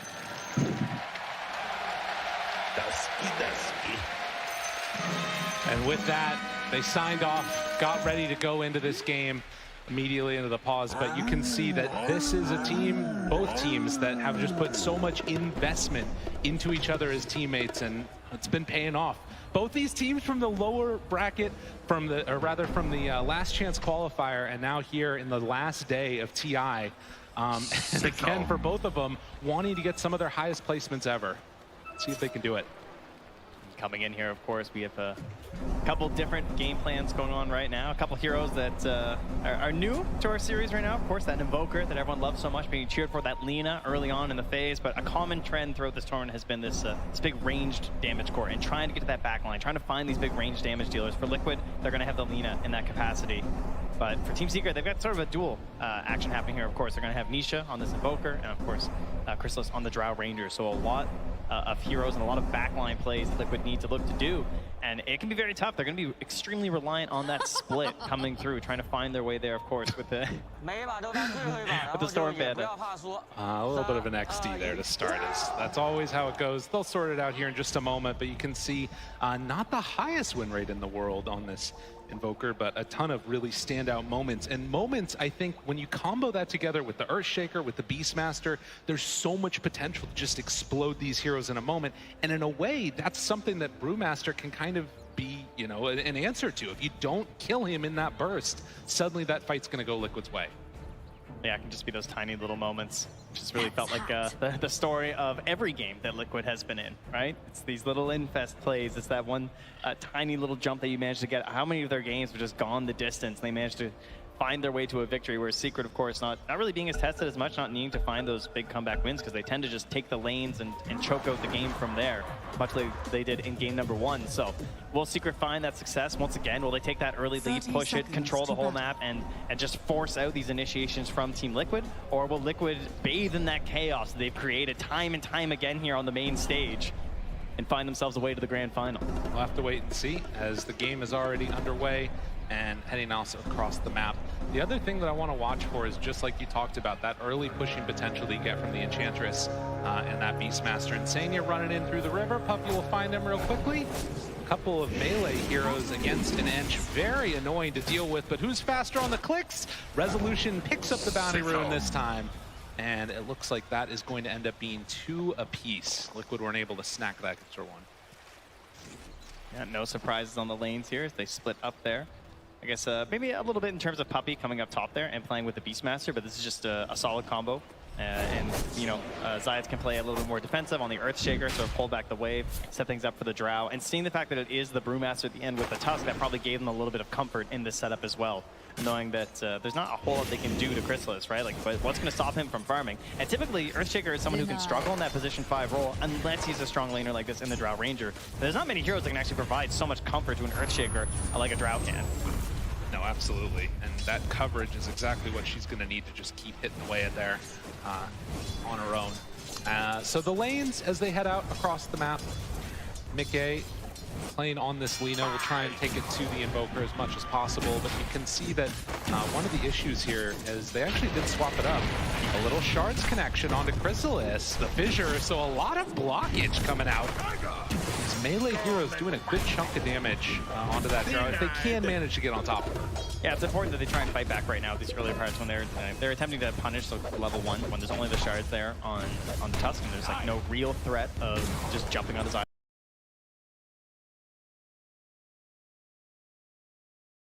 whenever they want. It's coming on in, gets the D ward there. See if Boxy can play his way, get the other one too. It's gonna be really hard to get this camp. Like, yeah, I mean, absolutely. He has the sentry, but can't place it down. So Fissure, Erupt, throws it back on a quick swap. Zai's gonna now run over as well. Almost forced the body block. Bringing him down. The damage, it's out! Chrysalis gets him with that level 2 hit. That was just in time. It was like all a dance for the safe lane small camp, right? Like, yeah, they're like changing their positioning, going back and forth like that. Oh, 23 HP, and gonna have to bring a salve out to himself. My goodness. Yeah, this lane is tough. This is a really hard one. Radiant's middle Getting an tower early is win under in a lane with an Earthshaker support is going to be a great feeling, because now you've got this Enchantress matching up versus the Undying. You're removing pretty much the whole purpose of this pick. Like, it feels like he really was just picked for the lane. They don't necessarily have like the free Tombstone killers, but they have a lot of great tools versus Tombstones. Obviously, like they end the draft with a Drow, so plenty of ranged heroes. There's the attack speed aura. It shouldn't be a major concern for them. Really, as long as they have the vision, that Tombstone's going down. True. You can see the pull there of the creep wave around. Matsu pulled it back in as Rezo is being zoned away by Insania up here on the top side. Currently going for none of those boars yet. Just wanting to play more on the axes and the punches. As Boxy gets this wave, pulls it back behind. Don't want to have to deal with the Drow anymore.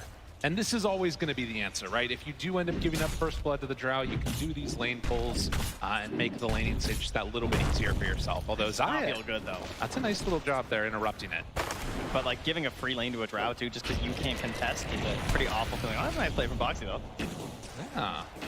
Unfortunately, they couldn't get all the melee creeps on him, so he didn't take too much damage from that.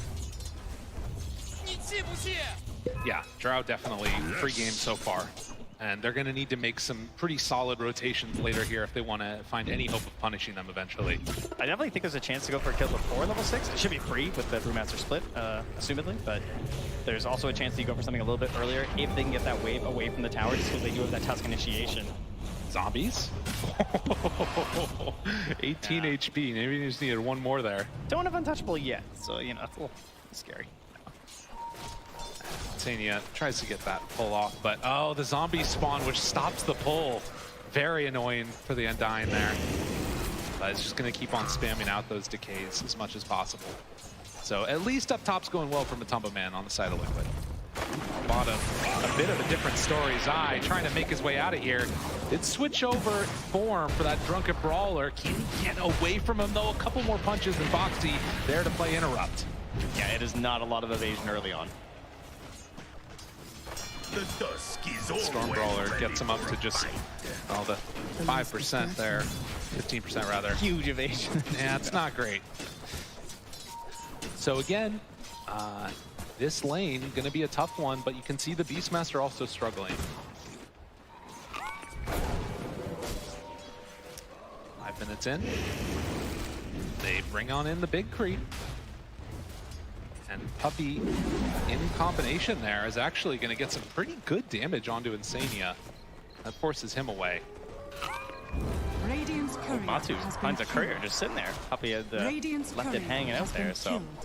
great grab there. Besides, also losing the courier at the same time. These waves around, Matumba Man trying to chase and Radiant's stop the top tower creeps is from under being attack. stolen away from his lane there. And again, because Undying had to back away, they actually don't even manage to come and contest. Nobody wants to lane, is what I'm seeing. Chrysalis is chasing Boxy through the jungle. You know, they got the pull into the small camp here now. Chrysalis can farm that up. All just playing a little bit passive at the moment. Is a little rotation in the mid lane here, though. But that is a level 6 Invoker. Got a couple tools handy here. Will they be able to find him, bring him down? A couple punches, Nisha caught. Drops it, the Sunstrike. Mickey takes some damage, but it won't be enough. And that is before level 6. Yeah. So no one was coming to help him. I thought maybe like a Fisher or something in there, but Zayas did not have the option available. No. Or at least he didn't think there could be a save for it, which is probably true when it comes to the Fisher plays, right? Fisher to try and save from an Ice Shard, it's kind of unlikely. Yeah, can't get into position there to steal away the bounty rune either. So these Boxy rotations bearing a little bit of fruit. And Zai moves over, okay. Can chase him down here. Zayat's in some trouble, throws the Enchant Totem out, a couple more punches. Boxy gets on the board as Resolution, chase underneath the tower. Matumba Man on top of him with Insania. They bring down Rezo to boot. Surprising, a couple kills across the map there. I feel like Insania's struggling a bit in this lane. Sunstrike's not there, but the punches coming from Puppey, and the Wolf managed to clean up. So 6.5 minutes, and already the lane's starting to break down a little bit more as the battles ensue. Yeah, the constant has been Matsu, though, just constantly on the wave, never really being forced off here. 41 and 11 as he leads the board in terms of the CS, and well ahead in net worth now as well. Seeing if Nisha can get up to that Hand of Midas as quickly as possible. He is going for this Exort build, so he's going to rely upon these Sunstrike kills. Missing a couple of them there, you know, not the biggest deal in the world. Those are things that would really just accelerate his farm up, but we'll have to wait and see. When the Roar comes out, though, as well as the Helm of the Dominator, there's going to be a lot of damage coming from Rezo in combination with Puppey. They can just bring a secondary creep. They can really get some big chain stuns going if they want, and it should be free picks at that point. And then on the other side, for Team Liquid, you're looking for the level 6 on Zai, right? That first split, Chrysalis, I'm sure, is going to be well aware that that is a big opportunity for them to go for a kill. We might see a little bit of babysitting from Zai in that situation. but the other TPs to save, like Puppey doesn't have a whole lot of tools that can really do much when the Broodlings come out, so it's going to be based off of the intuition of Chrysalis to survive. Matumba Man onto Rezo. TP's coming in though. Needs to be careful. Infest and the runaway. They're going to lose Boxy there as Chrysalis heads on out of lane, but they do get away on Matumba Man. Force that rotation though, but again, that's Chrysalis, right? He saw an opportunity to get out of that lane because he knows what's coming, right? Yes. So better than just waiting for it and having to like run to the jungle. You're a drow, that's not really ideal. You'd much rather take this swap, come up top, avoid the brew split, and start farming here instead. Keep that net worth moving upwards, and so you have this dual core of the Invoker, the drow staying strong. All right. Kind of weird for Rezo though, because he's playing a Beastmaster. So now like he's still farming towards his helm. Now there's like a drow in his lane, you know? Yeah, that part does feel a little bit different. And the other thing about this is we're seeing the Lina just head on back and farm up the jungle too. I was wondering if after getting that ulti online, if she was going to start rotating around, getting some kills, but Mickey opting to just go into the jungle and farm and gets that perfect neutral item for the Lina. Very trinket. It is cool that Rezo has the 3 points in the Axis though, so he's just like farming up stacks right now while Chrysalis takes his lane. He's not going to fall behind too much. Now they could even go for a smoke play with the Roar if they want to as well. Again, with Puppey's creeps. Can chain quite a few. I can pretty much kill anyone actually. Maybe not Matsu, but with the help of a Sunstrike, he's still gonna be pretty tanky and hard to grab. But anyone else is gonna be a pretty free grab. Right. And of course, those infest plays are something you're gonna have to watch for later on. So many units that can get turned into an escape route for that life stealer. I almost feel like Zai's like kind of annoyed down here. He's just like, I want to kill someone. Can I please? Like someone show, you know? All his other heroes he's been playing, he's able to like push this tower. He's given this space. It feels like he can immediately start pressuring somewhere else on the map, but instead he only really has the creeps to deal with at the moment. Right. And is going to be able to farm pretty well on that brew. Something that you like to see. If you can get into a couple of those later islands, we've seen some of them go for the Wraith packs. Obviously the Aghanim Scepter, not as good as it used to be, but still very strong. Oh, debatable. That'd be better.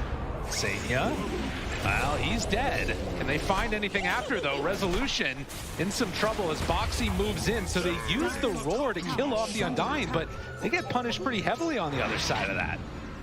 Yeah, hoping to catch a couple of their core heroes there, obviously. That's why Zai's coming up here to try and get the split off, but not going to find it. And I'll tell you who... What? I mean, he would have taken the Invis rune. You know? All right. Yeah. Lets him know how he feels about That's it. right. I like how he tips him, too. That's yeah, awesome. That's right.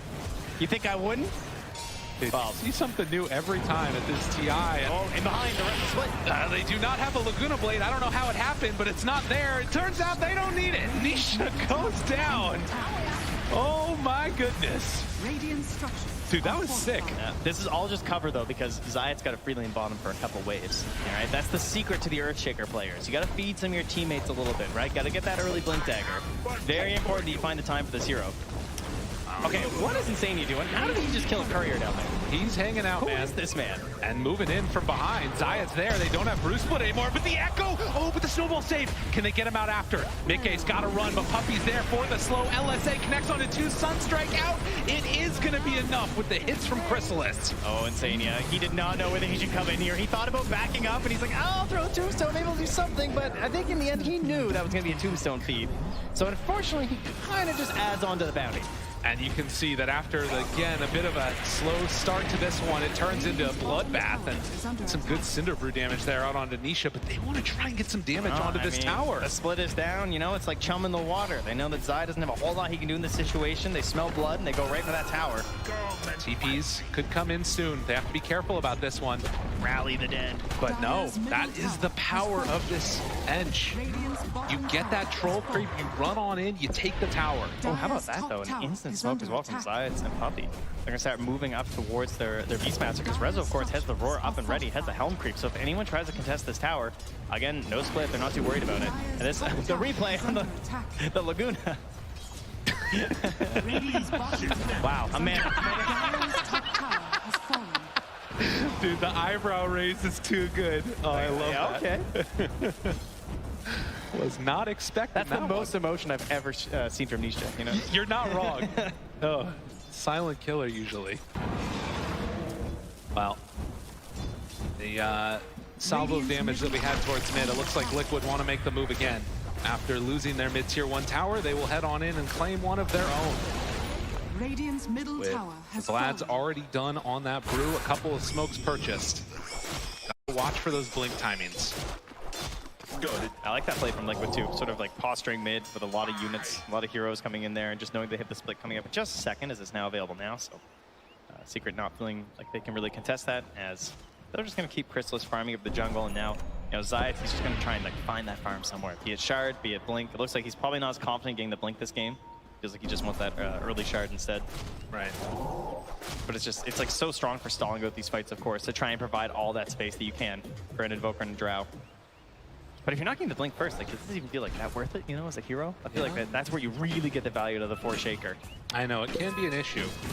Something to be a bit concerned about is Chrysalis is farming up those Ancients. If you can't get that initiation off, start to feel much less valuable in these fights. But of course, like you talked about, that extra damage that you get from those Sunstrike Laters could help to mitigate that a little bit.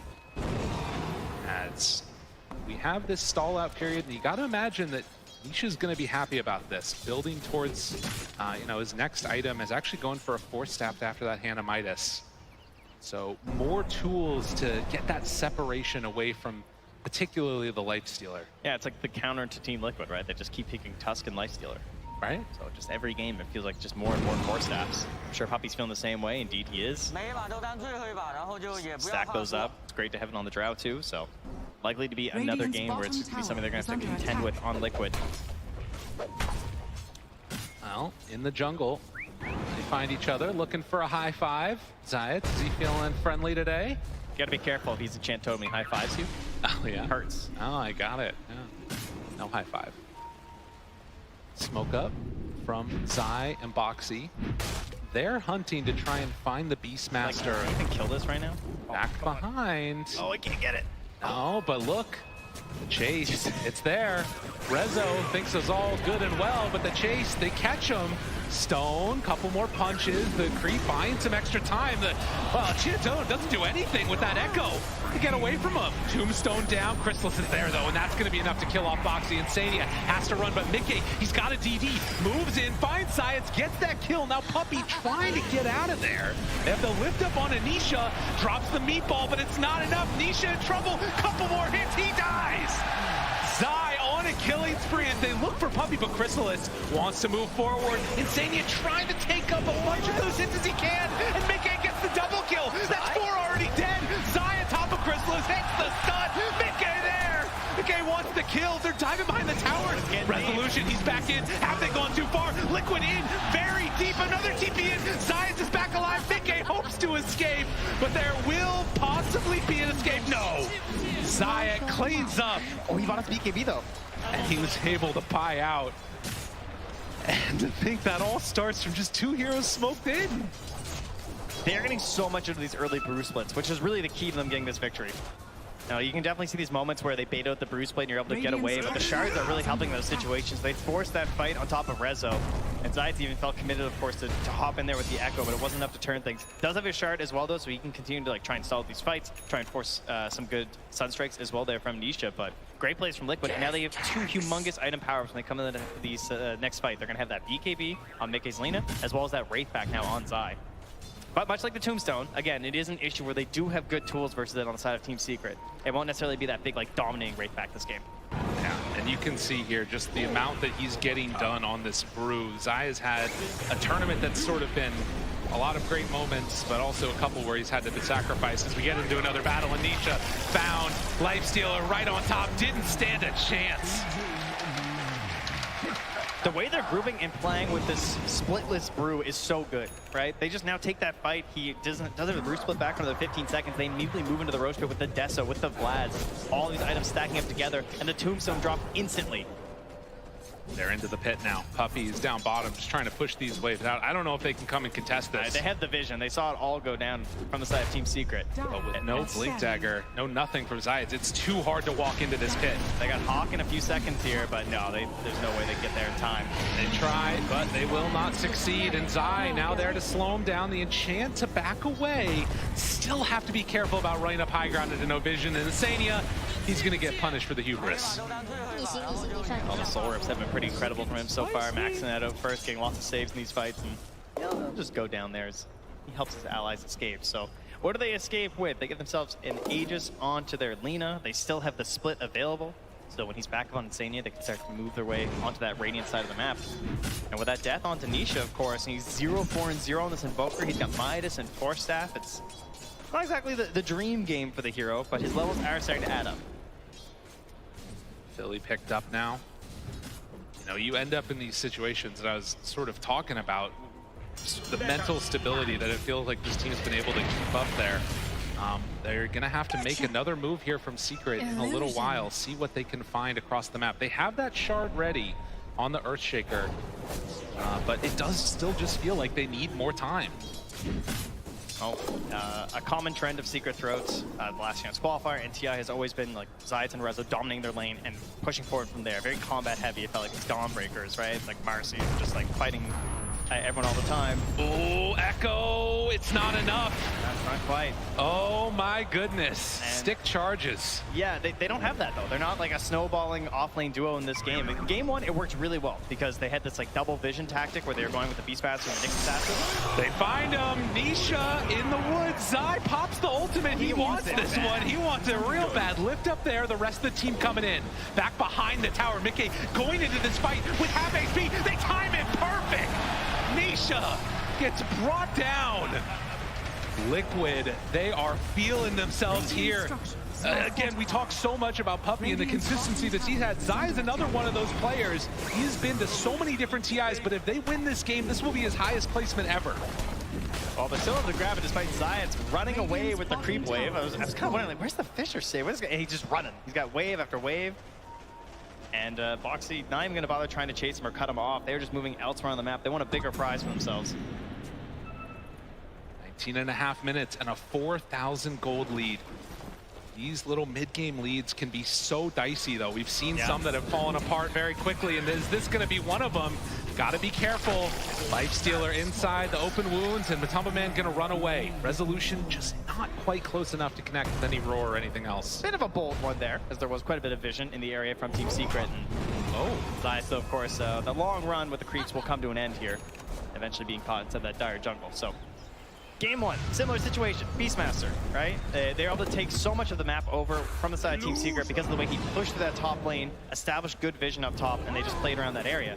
This game, Chrysalis take the top lane instead. Rezo's not able to really like establish that big point, and Liquid just catching all these great fights with the Brewmaster has been so important for them. And Secret, they're really lacking that vision. They don't really know, until Liquid cross the river, they're not really sure what they're up to. And they're not able to go for these, cheeky little plays, the Sunstrikes, to try and get Liquid off balance. Instead, it's Liquid who are just pushing through and always staying very grouped together. Matumba Man showing, and Zai also showed for just a moment. This smoke, it's going to be broken immediately. Zai, he's in an awkward spot now. Insania is there to break it. Tries to find one, Rage immediate, turn for the kill. So they will get the Undying. Yeah, Liquid don't want this fight. Secret are throwing all the resources at it once again. Game 2, Chrysalis was really trying to get involved in as many fights as possible to try and get his team to a solid position. He's doing that once again. These TPs up here, trying to find these engagements when he can, then moving back to farm when it looks like the fight's not going to happen. Liquid there, of course, can be a little bit pickier with their fights, but with another minute left on the Aegis, and not getting another tier 2 could be kind of nice if they wanted to. For now, they just seem comfortable going to that next round of items, BKB, potentially on Matu. That blink done on Boxy. They're getting into the Aghanim Scepter next for Zai. I hope so. I hope it goes that over the blink. Blink's obviously really cool, but the eggs. Oh yeah. Oh, nice LSA connection, Force Staff, keeping his buddy alive. This is why Nisha invests in this. And with that lack of connection on the kill, Zayat actually spots out these wards that were just placed. So Crystal's going to come on in and take those away. D-ward going on, so all vision gone. So the main benefit of the Aghanims, at least to me, would be Zai having the Wind Panda all the time, right? Like the Wind Brewling constantly able to go for the Dispel to kill out these summons. Because it's always been like a counterpoint that the Brewmaster has, but it's only during the ulti. Whereas now, when you have this Aghanims, you can actually do it constantly. Walks up the hill. Aegis about to expire. This fight could get a little bit dicey here if they're not careful. Silence out, in trouble, he's gone. Meanwhile, Boxy jumps in, Matumba Man right on top now. Chrysalis, who gets force-sapped off of the cliff.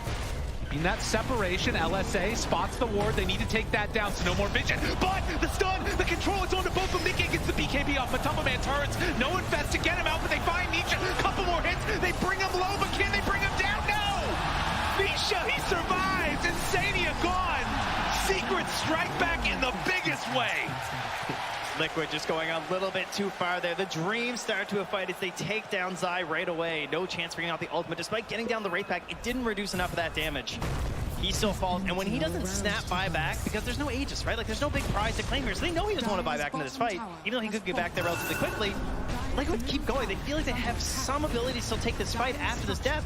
They were wrong. You know, they don't end up getting like the next big grab. Perfect force staffs, great positioning. Crystal's to the high ground, back down again. Matu's raised up. He's running around. He can't find anybody.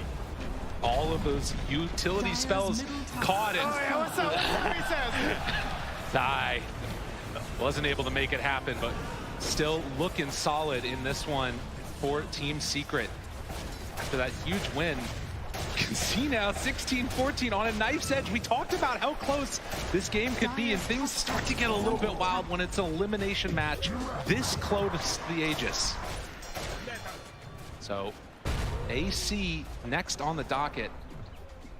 Zayas was still alive when he was like doing the call-out gestures. It's been his thing so far this tournament. He's the only one I've seen popping up out of his chair. I love to see it. You know, I think that it's a testament to sort of this guy and sort of his background in Dota. He spent so long just hanging out in obscurity and a lot of Eastern European tier 2 teams. Techies player Zayas? Right. You mean the Treant Protector player Zayas? The one-trick pony guy? And then suddenly, as we saw in that content piece, you know, he gets the call up, and he is absolutely taken over. And the last bit, Walrus Punch, the Tumba Man gonna get stunned in the duration of the rage, the roll, the chase, Puppey gone. Meanwhile, Chrysalis on the low ground, but Zayas there again with the stun onto everybody. It's only to disengage though. They gotta run. Secret, trying to get out of there. The BKB, he can't do anything to that one. Chase down, look for more. Rezo in trouble to lift up. They gotta let him go. They're gonna go for more and more and more. Liquid trying to chase, Rezo gone. And on the back lines, they take down Chrysalis to boot. Liquid and Secret, the push and pull. A tug of war.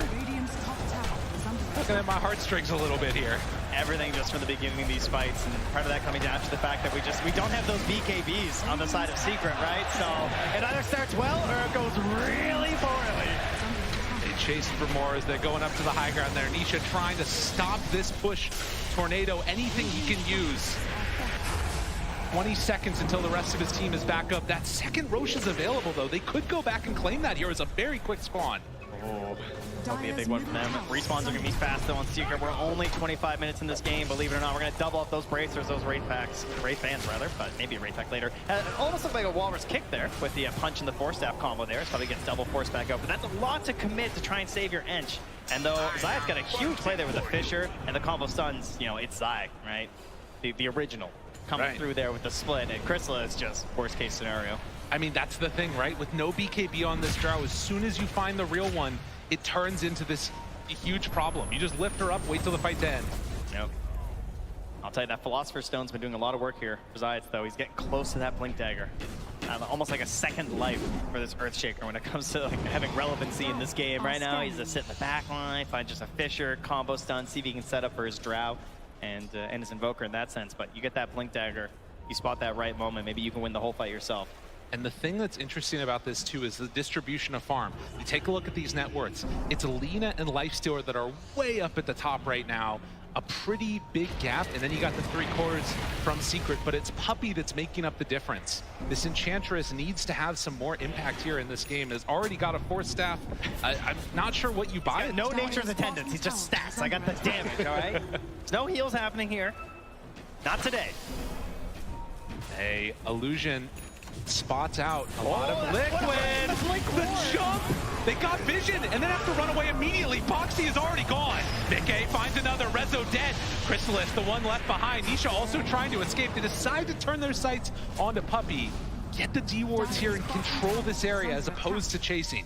That was insane. They're just blinking and infesting. They know they just need the vision for this fight to try and give Zai that grab, right? He just needs that one toss-up. Again, there's no secondary play here. There's no PKB for that Drow Ranger, but now they're going to go for the wraparound play here from the side. Will they be able to take this fight? Puppey wants to run in. Chrysalis is there too. Roche down about a third HP. There, Zayas. They're still sticking around. Zayas blinks. He gets the stun, but the interrupt. Where's the follow-up damage? It's not there. Chrysalis, though, Boxy, he kept him out of that fight that entire time, trying to clean up and and get this Aegis. It's actually the Radiant that get the kill, but Nisha down low, he gets out. Can he escape from this one? Crystal is hitting in the backside. They take down Matumbaman. Mickey wants to find a kill, but the dodge, Nisha gets away. Are you kidding me? He gets away from them. Aegis still on Mickey, but with no BKB, he's got to get out. TP's away. What is this game? It's gonna be a very confusing fight recap here. We got an Aegis alongside Team Liquid. Everyone who's playing their heart out right now. And despite it going their way, I think there was even a snatch, right? They grabbed the kill, I think with the Sunstrike from Luka, and then he blinked in after. Almost got it. Who got the shard? I'm not sure. Oh, it was the Lifestealer. No, he already, yeah. Regardless, we sort of keep the game at status quo to a certain extent because you lose a lot of Liquid heroes in terms of the net worth, but the big thing is still 4 minutes left of that Aegis on Mickey. He's playing that carry role out of the mid lane. Most certainly is. Feels very comfortable doing it now. Has 4 minutes of the true comfort of having an Aegis as well. As he's actually shadowing Matsu right now, maybe worried about a possible play coming up from Team Secret. Oh, that's an interesting choice for the Enchantress, going for the drums and queuing up of all things an AC. You know, if there's one thing, lofty goals. If there's one thing I learned, it's that Puppy farms. Never forget Puppy Crystal Maiden Heart. Yeah, sure enough. Well, the kill score is even. If there was any doubt about these two teams putting on a show for all you people out here in the crowd, let's dispel those myths right now, as there is still some pressure being mounted in Senia with a surprise in Spy. That is not one you suspect, that's for sure. I mean, they do see that he has almost 3,000 health, so might be able to anticipate that there's a Lifestealer inside of him. But the tier 2 tower gets taken. Yep, that Hawk Vision giving them a little bit of a semblance of safety there as they approach the tower. But again, there's still no BKBs here. So, I mean, it's just so unusual compared to how all of these Dota games have been going through all of CI, right? We're so used to basically every core having a BKB at this point. And it just feels so strong for Zai if he can get that perfect initiation. Did Liquid read the movement right? Are they going to be able to anticipate where Secret are going? The blink in Zai, this is his former team. Right. They can't quite catch him. It's all about that mid-wave, right? You know someone has to come and grab this, but no one wants to commit on these mid-waves. You want to be really far back. Just sort of give him a little blast, back away. Yes. Don't want to get caught in a bad fight. All right. As, again, those shards actually there for Boxy was what the one he got. But you can see the sort of macro movement that they're making, trying to control these high grounds. Secret that smoke up with 4. They are showing Puppy on the wave. Can they find anybody with this backstab? And Matsu, he was considering quite a few different items throughout this game, right? Almost went for the BKB on the Lifestealer, ended up going for the AC instead. Has to watch out for that silence, though. Or he gets saved by someone. The Hawk is going out first. Oh, he just got a Paladin Sword, too. The Golem up front. Gives it over to Mickey. They're not quite going to get there. If Zayats finds somebody here, this could be a huge burst of damage, but it does look like Liquid recognizing the danger. Mickey gets caught! BKB, it's not coming out! Mickey is going to drop that Aegis. 1 life. Can they do another one? Rezo is there. He has the roar available. Gets interrupted. Gets caught. The Sunstrike out. It's not enough damage quite yet. Mickey 4-step away. Get out of there. Zayats tries to control afterwards. Can they bring him down in time? Mickey in trouble. Gets invested. The save again. The tornado lift up onto both of them though. Mickey, he's been living through so long, so much, and he's actually going to do it again. Mickey finally gets brought down by Puppy. The alacrity, the damage, Matumbaman, they want to bring down Crystal. It's a couple more punches, but all these 4 steps, it's the bane of Liquid. They don't have a way to get him out. Matumbaman to fall. Zai needs to clean up. He's got to get a couple more with Crystallis. He gets up to the high ground. Insania brought down as well. The little turret that could. This positioning, all-terrain vehicles on Secret, they're all over the place. Up, down, low ground, a TP out by Rezo at 10% HP, and you said Puppy needed to pop off. Yeah, I think he did. Oh my god. That was an insane. He did the most damage in that last fight. All he did was click. So many rounds of it, and Puppy, he found him again. Puppy does not want to be denied. Crystallis, a couple more hits. This man, he's a lot of evasion. Does have a blink away from Zai. Needs to hunt, needs to escape, but Zayat, he says no.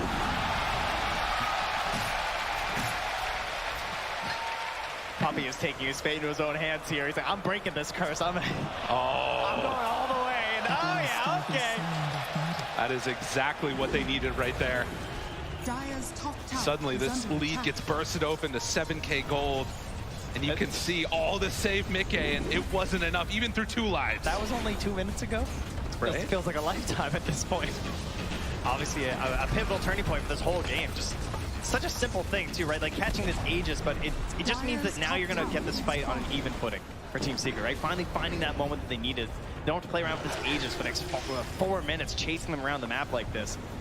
And just so many clutch and tiny moments. And again, it's all about the positioning, right? These 4 staffs, so valuable from Secret. And Rezo at the top of your screen, you can see right now, he actually just barely escaped from Zai being chased down. Oh my goodness. That was so close. And then Puppy, like, you know, you heard Tiger talk about during the draft, right? He's just, you know, this Ench really doesn't care about Undying. Because as you can see, he's got a whole posse just following around this entire fight. And they don't really do anything. That's right. And as you said, he did the most damage in that fight, Puppy, on the Enchantress. Now, looking at the next couple of minutes here for Liquid after losing that Aegis, I mean, there's still 2 minutes till it's capable of respawning. It's not like they're incapable of fighting, but the fights cannot stop or start with Mickey getting caught. A Puppy AC done. Yeah. All right. Yeah, that was a lofty goal, I believe we once said. Oh my God. He is so far out. Usually you buy AC on your lifesteal, you don't really expect to be countered by the enemy Ench at 34 minutes with the counter AC, but there you are. And the DD, he wants to take it. Nah, there's no way. There's no way. All right, crowd, settle down. Yeah, all right, relax. All right.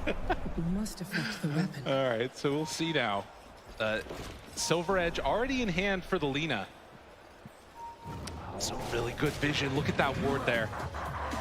That one is giving all the info that they need. Matumba Man hit. Can they blow him up? Oh, the reaction gets them out of harm's way just in time. And, well, the roar, the chase needs to get out of there. Save! Boxy, get him out. Can they do it? No! The invest came too late. Mickey can't stop this train either. Disarmed, running away. Nisha there with the ice wall. Tries to shards, but no! Boxy 2 will fall. He hit him with the ice fireball. Get the ancient ice shaman in on this. My goodness, Secret. They were kicked out of this last time. They were not able to go all the way to the grand finals. They were so close. He was so close to investing back in the Boxy too. It was just one big crit there from Chrysalis, you know. The item, he gets better rolls than anyone else actually. And so seeing it right there. Unable to get that save. Liquid have to hold here. And Secret not wanting to give him the time of day. Look at Puppy just punch away the edge. So strong with that growth bow too. Getting buildings. Liquid, they don't have the answers yet. They need the rest of their team to fight this. Watch and wait. Zayas jumps in, the roar, Mickey, they're all hitting him, the snowball to try and turn and try and get away. Look at Stacks. Gets a little bit out. As the Silver Edge for the break. This tombstone, the zombies slowing him down. Pack 2, a couple more punches, but the control, Zayat, he's onto both of them. Mickey gets the BKB off. Matumba Man wants to chase Chrysalis, BKB runs out. Zai thinking about still extending this fight. It's too dangerous. So Liquid are gonna have to lick their wounds. Secret content with taking that lane. Yeah, Liquid a small Pyrrhic victory there, managing to find themselves one BKB charge, taking off Drow at the very least. But of course, they're going to be hanging out there looking for that Roche, and with a Beastmaster and an Enchantress on your team, you're definitely going to know when it spawns, especially if you just happen to be standing in there. So, probably going to be in the know, and we got ourselves an Aghanims too here. Hello! Hello! Hello! Hello, Zaya! Hello! I think that was to the entire Dota 2 community, that hello. As he has been making a name for himself here. Uh-oh. And with that, the third Aegis, the Aghanim Scepter on Invoker, suddenly they are well in hand. Secret looking so good. Trying to close this out, 21k gold lead. 37 minutes in right now. They just finish a Hex too. Zayas has so much power right now. This game is going to be so hard for Liquid to pull back at this point. They've got the Wraith Pack, but they find one. Does have the Aeon-Disc, needs to pop the ulti if he wants to get out of there.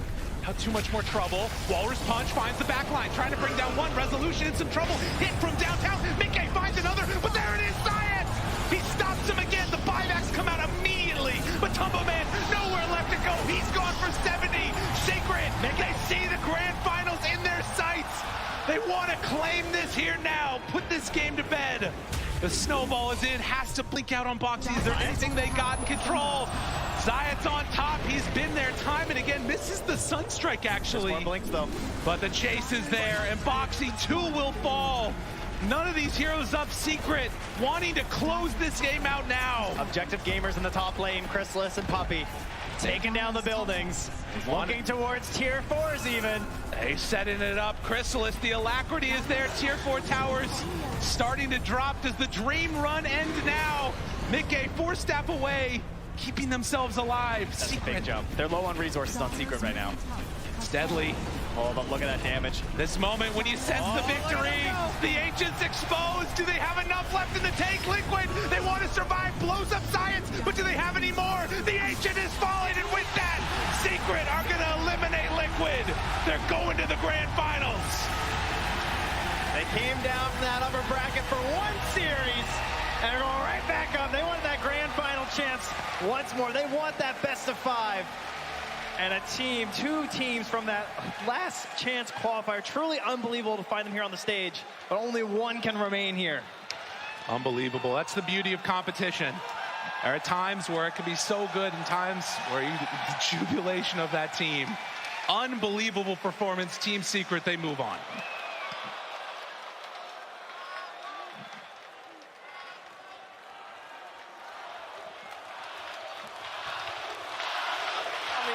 From both teams. Congratulations to Team Secret here winning and securing their space in the grand finals. Hugs all around for different reasons, of course, because with every victory there has to be a losing team as well.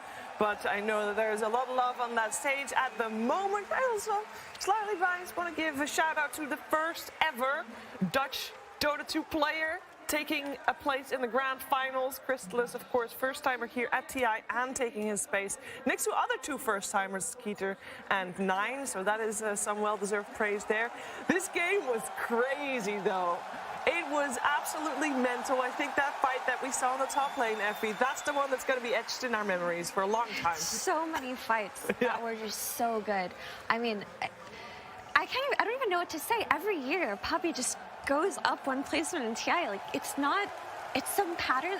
It's just the truth of Dota. This is the truth of Dota. Every year, he will level up with this team. The way he won this game on Enchantress, like he's like, I'm the carry right now, taking the Grobo from his Drow Ranger. And look at this, man. The stats over heal. He went stats on over Enchantress. And we see it all the time. We see greatest. He's feeling himself.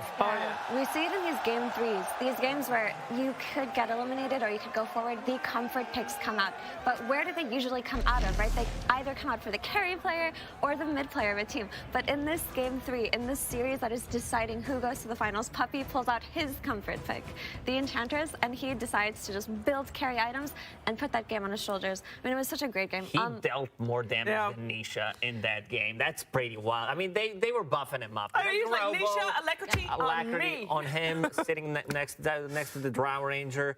Some really good stuff from Team Secret. Like, this team had a really good, like, really bad season. The DPC, they were always, like, in the middle, not being able to show what they can do on LAN, but overall, like, they showed finally at Riyadh Masters what they can do with their draft and with their lineup and showing it here on the main stage.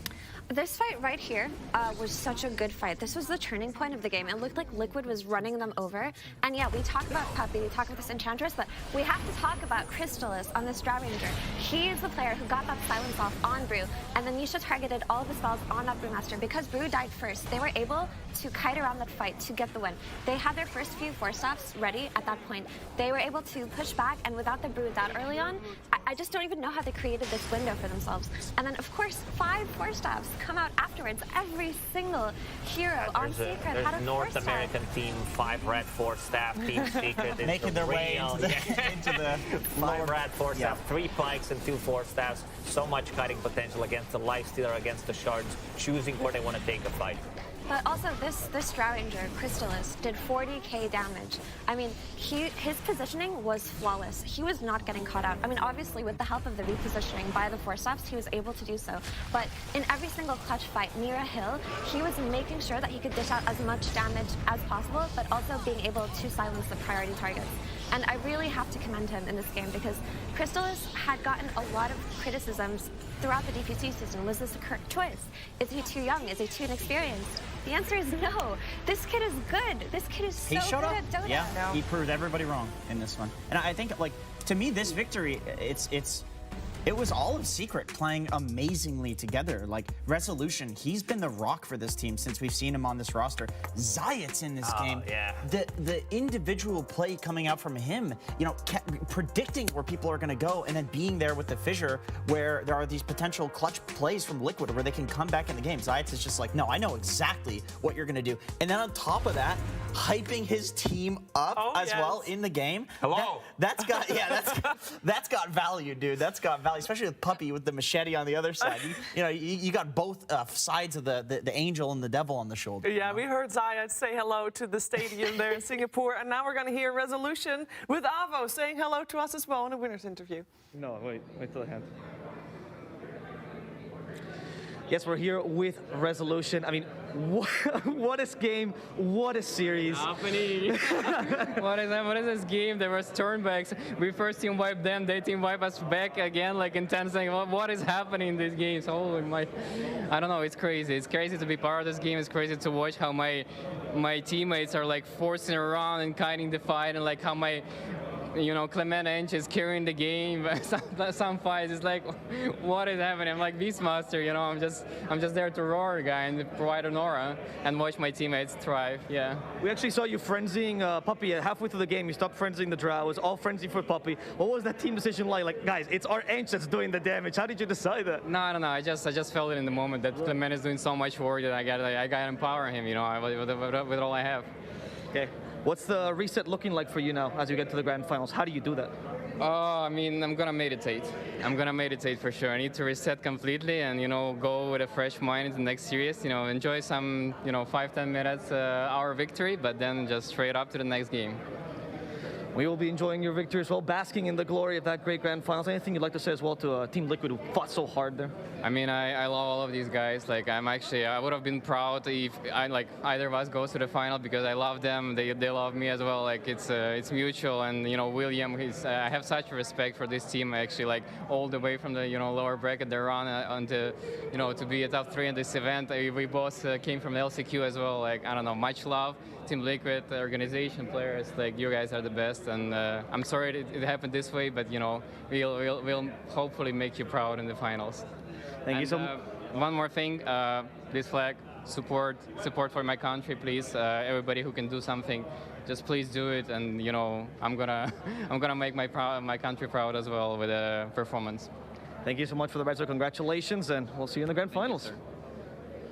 Back to you. Thank you very much, Avo and Rezo. Indeed, he has already made his country, his team proud with that performance. We'll see if he can also do that in the grand finals because our grand finalists are set. We only have one more series to go, and then we know who wins the cost. That is insane.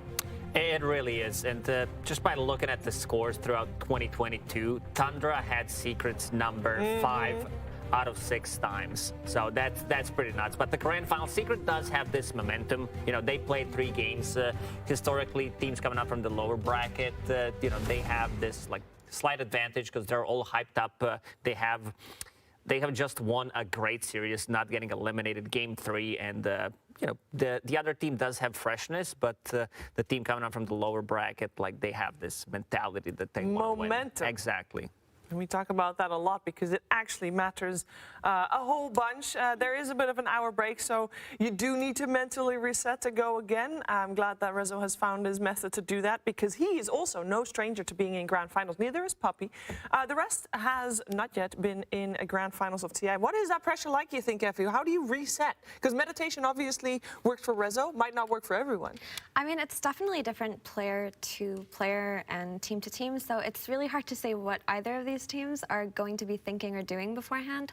But for the most part, if you're coming off of a win like that, you're just feeling confident, and especially you're feeling trusting of your teammates, right? To win in such a way where you're all kiting each other around, helping each other with force staffs, like it's gotta inspire that sense of camaraderie. So I think for both teams, I mean, Tundra don't have to do the reset, but they do have to sit down and think. They just need to kind of separate from what's going on right now and play like they're in their rooms, play like they're at home, and just play their best Dota. Play their best Dota, indeed.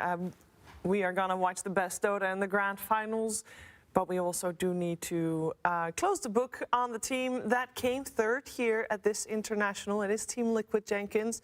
I know that they have won over the hearts of so many people. It is sad to see them out, but there's definitely a respectable position to end third.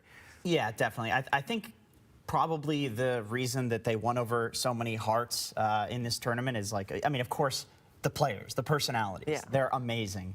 But also the fact that their games have been so tough, and we've watched them, you know, go through the meat grinder and get better. Every single time it felt like they were going to do it, or we saw them do it, and then it felt like in the previous game, oh, this is Liquid in the game 3. This is where they go through the meat grinder and get better. Obviously, at some point, it's likely that that's going to stop when you've already done it 3 or 4 times. Going all the way, winning TI, very difficult thing to do. But, you know, yeah, hats off to them. I cannot believe that somebody can put their brain through so much raw emotion, so many chemicals flowing through there, and then they're still human at the end of the day. Like, imagine how they felt. Like they said, last chance qualifiers, they felt better winning that than winning TI. And then they say it again, they felt better winning a series than winning TI with Tumba. And it's like, how do you do that every series? How do you do it? I mean, I think it's just the support system, right? You heard that speech from Blitz. 3 coaches, But you heard him say, no matter what the outcome is, we're going to smile, and I'm proud of all of you. And that really just is a story of Liquid. That's why they've captured so many fans' hearts. That's why they were able to make it this far, just because of how much they trust and respect each other, and how they're just able to stabilize their system, their support system, in these tough environments. Yeah, tough environment indeed. And for Matumaman, this was, of course, the last time that we got to see him on the stage playing his best Dota. He's also the person that Avo is standing by with right now. Thank you. I'm here with Matumaman. Matumaman, before the tournament, you're talking about how it's not the last result that defines you, right? It's the whole career, your whole journey. And I want to know a little bit about that. How is this chapter of your life for you?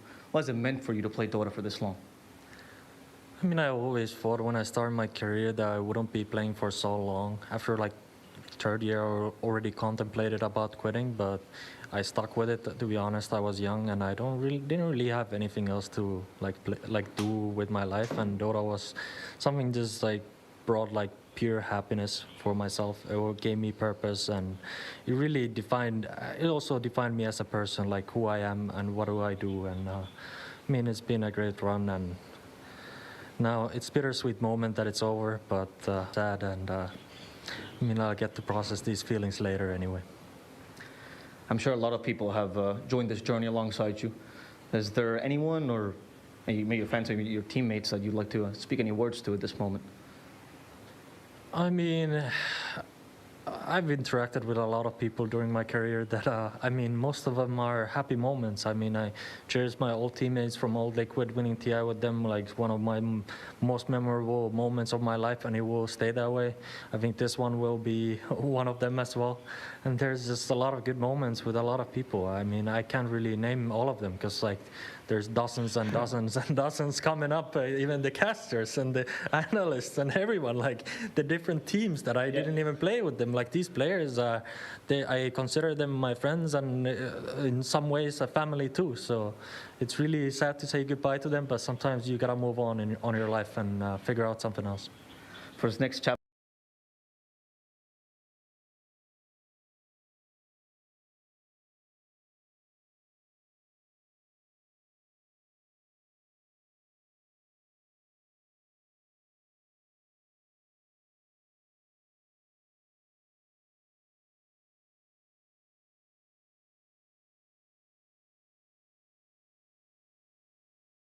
of your life, is there anything you're looking forward to doing? Anything you're really excited to do now that, except for a while, I know. Anything you're gonna do in the next coming days? I mean, this is a hard question always. I feel like I'll just relax and reflect a bit. I felt like I've been in a war on a battlefield of Dota 2. Yeah. fighting for the ancient. So I think I just need to relax a little bit. And after that, I'm looking to spend a lot of time on my sailing boat during summer and kind of just get the feeling what do I really want to do with the next chapter of my life. Do you have anything you'd like to say to all the fans as well that have supported your journey throughout this whole TI, throughout your whole career?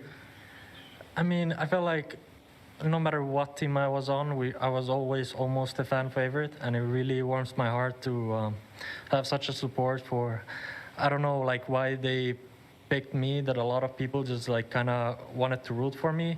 I mean, even here, it's like, I felt like every team that we knocked out was kind of rooting for us, even like we knocked them out. That's the gist I got, and it was kind of weird for me. At the same time, I felt like I had like, everyone was really cheering for me, like I was the one, you know. Like, but it really it's amazing feeling. Even though Secret won this series, and I exit the stage and people are just cheering Matumba Man, like the whole stadium is going wild. It's like it's an amazing feeling. Good way to go out as well.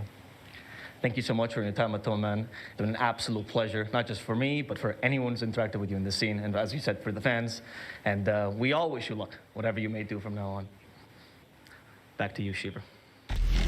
Thank you very much. And indeed, he definitely can look back on his Dota 2 career and smile, because this was a glorious one, Lacoste. Absolutely. I mean,